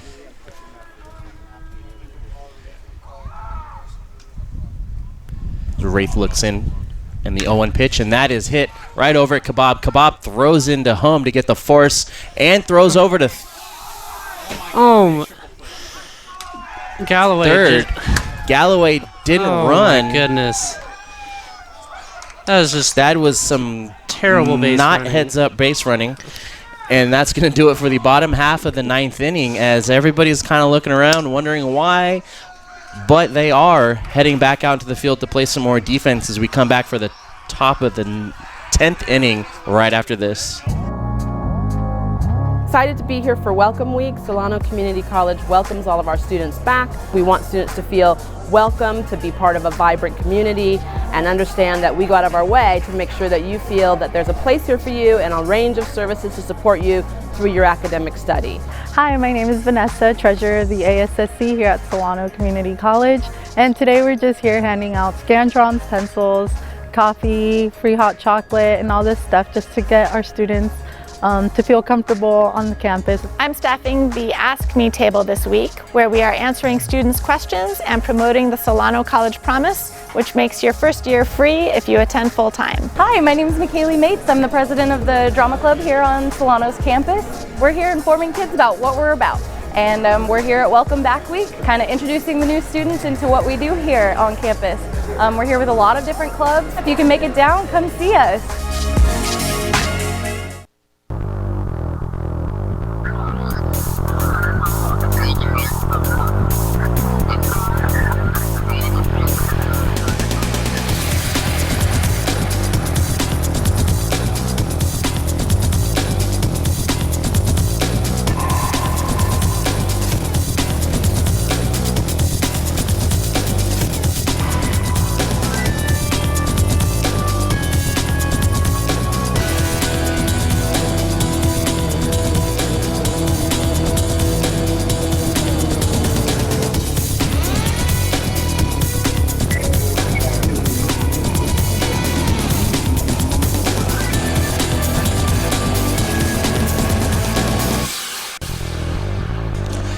So we're back for the top of the 10th.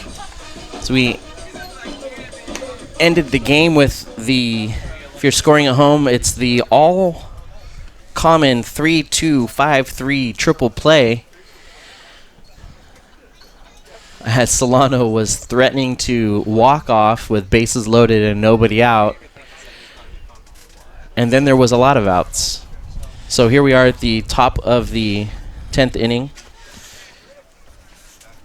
I'm sure this surprises nobody, but we have a new left fielder. Isaiah Verrett is now in the game. And it is the left-handed Luke O'Brien.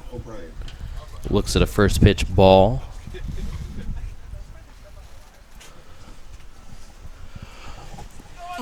And the 1-0 pitch. And that is going to hit O'Brien. So the leadoff runner is on safely. And that's going to bring up third baseman Christian Strand.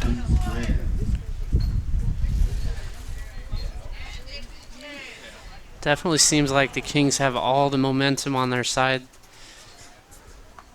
And there's a second hit batter in a row by Ben Agigi. This is a gifted rally here for the newly energized West Coast Kings. Harkey goes out to have a little chat with Ben. Now batting, Logan Cole. That'll bring up right-hander Logan Cole, who was coincidentally hit by a pitch in his last at-bat. As he gets set, Agui looks for the signs and delivers the pitch. Scoring around a bunt was Cole. Looked like that pitch missed just low. Cole definitely wants to get this ball down on the third baseline if he does, in fact, bunt. And it is on the third base side of the infield. There's nobody there, and everybody is safe.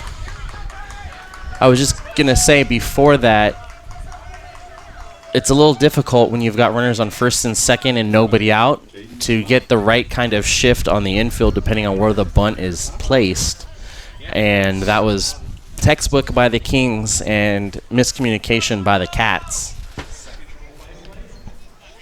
So it is now bases loaded for Jordan Kebab. And he hits that one right past the third baseman. Two are going to come in to score easily. And we didn't get the triple play that some people were looking for, as two were going to come in to score here in the top of the 10th inning. So that's going to be 10-8 now, the Kings over Solano. So I try to get my scorebook here in order. It's 2 RBIs for Kebab. That's going to bring up Ricky Pato.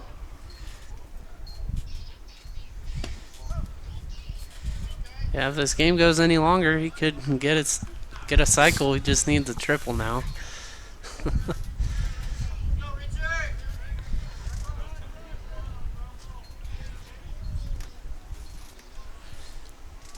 So Pato looking to add on to the score here. That is a big swing and a miss.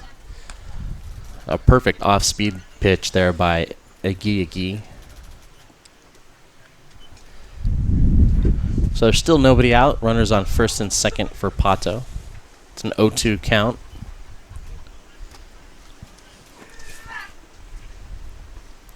And the 0-2 pitch is outside.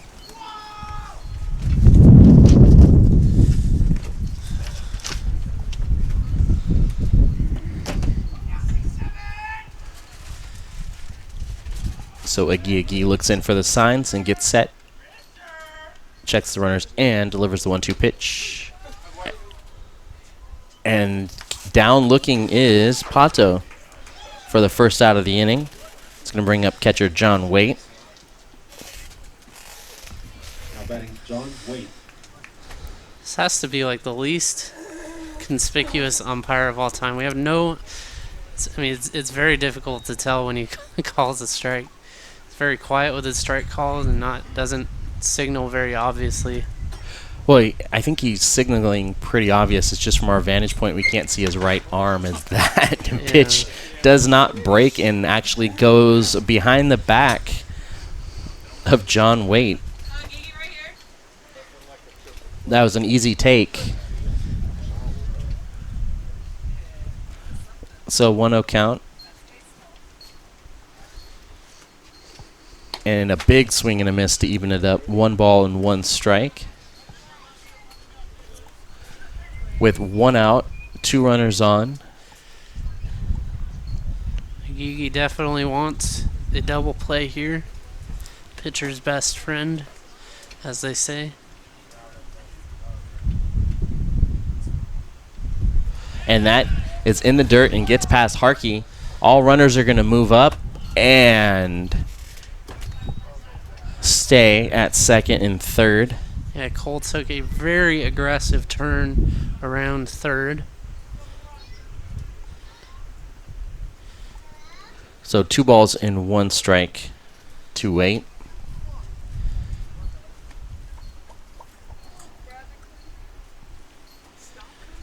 So that wipes out any chance of the double play, unless obviously it's a line drive.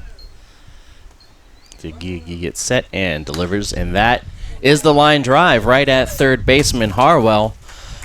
But both runners are back safely, so no double play. But that will be the second out.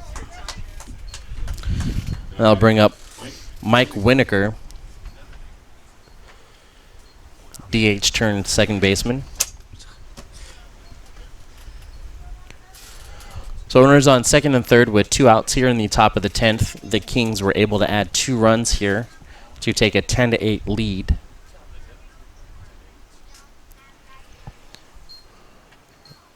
And that is a big sweeping curveball in there for a called strike.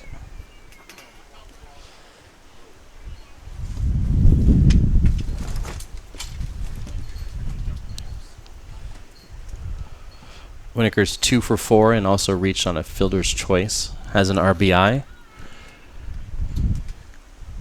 And he hits that one well into left field, down the line, and just foul. From our vantage point, that looked fairly close, and by vantage, I mean we can't see anything down the line. Yeah, I guess you could call that our disadvantage point.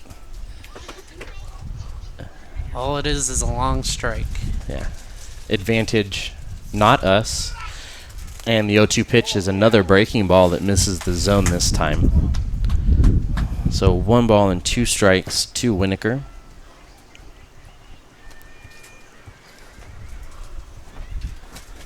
Yeah, the Kings are a base hit away from blowing this game open. Getting a big lead going to the bottom of the 10th. And the 1-2 pitch is in the dirt for a very easy take to even up the count 2-2.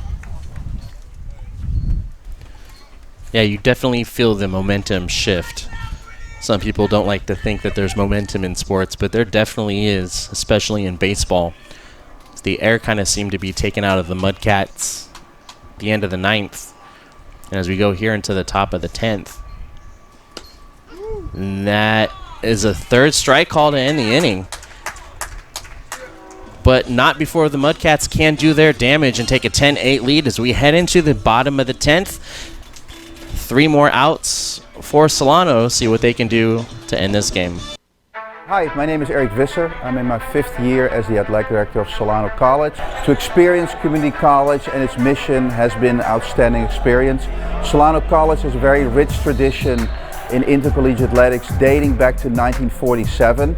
I'm very proud to communicate that rich tradition is still being continued with fine young men and women that represent Solano College on and off the court. In the fall we have the volleyball program. We have a very successful women's soccer program. We have both men's and women's basketball. And then we transition to 4 programs: baseball, of softball, men's women's tennis, and men's and women's swimming. It is our mission to excel our programs and our student athletes in academics. All of our student athletes are committed to give back to the community. And we would invite you to be a part of Solano College Athletics by visiting our website www.solanoathletics.com, and you feel a warm welcome at Solano.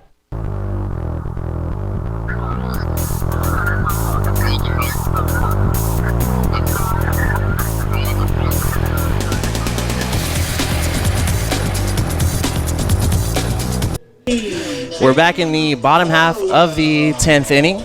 The West Coast Kings 10, the Solano Mudcats 8. And good news for Mudcats fans, you cannot lead off the inning with a triple play. James Harwell steps in to lead off the inning and takes the first pitch ball. Yeah, Harwell was the hero for the last game that we saw with against the San Francisco Seals. He had the walk-off winner. And that pitch is in there knee-high for a called strike to even up the count at 1-1. And bad news for Mudcats fans, you can't hit a 2-run homer to lead off an inning. And that is an easy take in the dirt.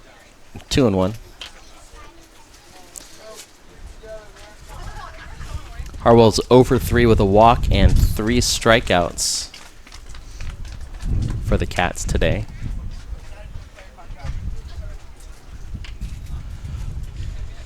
And that is hit high and foul and out of play. So 2-2 to the third baseman as he steps back in. Solano down to their last 3 outs. As Wraith looks in to wait for the sign and delivers. And that is hit into left field.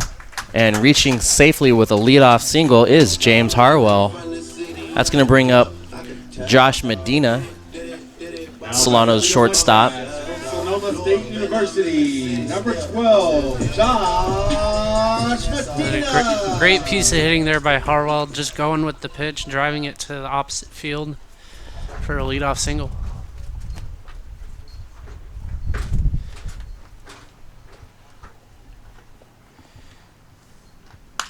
And that is hit to the left side of the infield.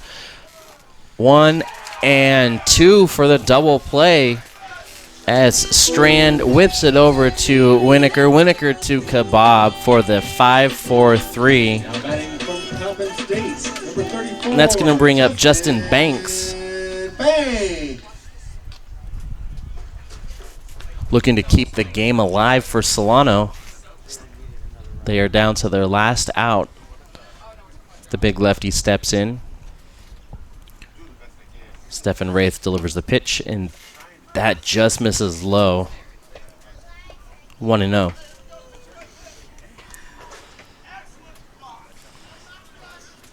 Banks has shown that he can put the ball in the gap. That pitch misses low and away. So 2 balls and no strikes.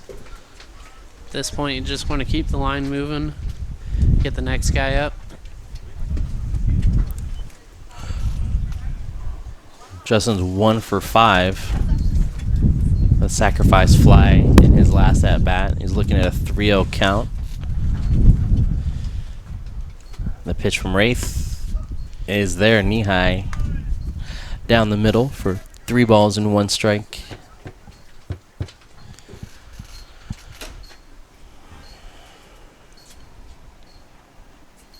And that is fouled at the plate. It's a full count now to Justin Banks.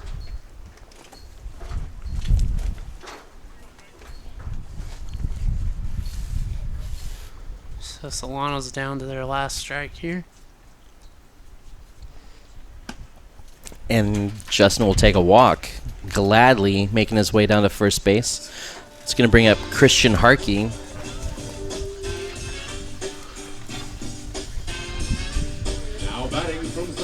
State, your catcher, number 32, Harkey is 0 for 4 and has been hit by a pitch and struck out twice.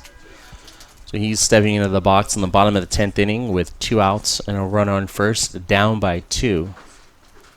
And that is hit into center field. Pato making his way over to his left, making his way back, and he makes the catch to end the game. So a tough loss here for the Mudcats. They had an opportunity in the bottom of the ninth for a walk-off. They were all tied up at 8.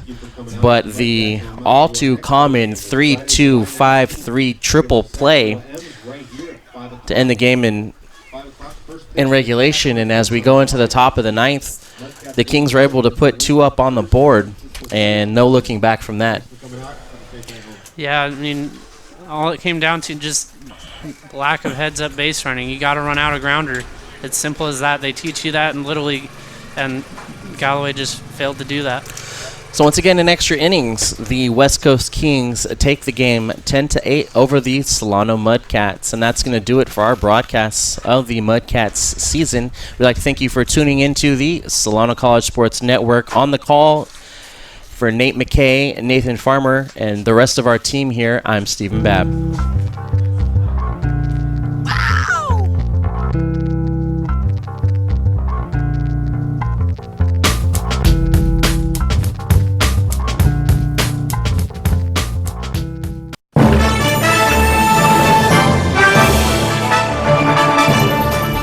The exponential growth from the program from my first year to my third year now, that's what keeps me coming back and keeps me excited and just like fulfills me as a person. It's so impressive, and we every time we walk in here, you guys are doing something different. It's great. It's nothing but opportunities here, and we have sports to cover, we have the equipment. Because the more ambitious you are, the more opportunities you'll have. On-the-job training is huge. Get the hands-on experience. When someone asks who can do it, you know, you can raise your hand and say, I can do it, so. Joining the class was the best decision I ever made.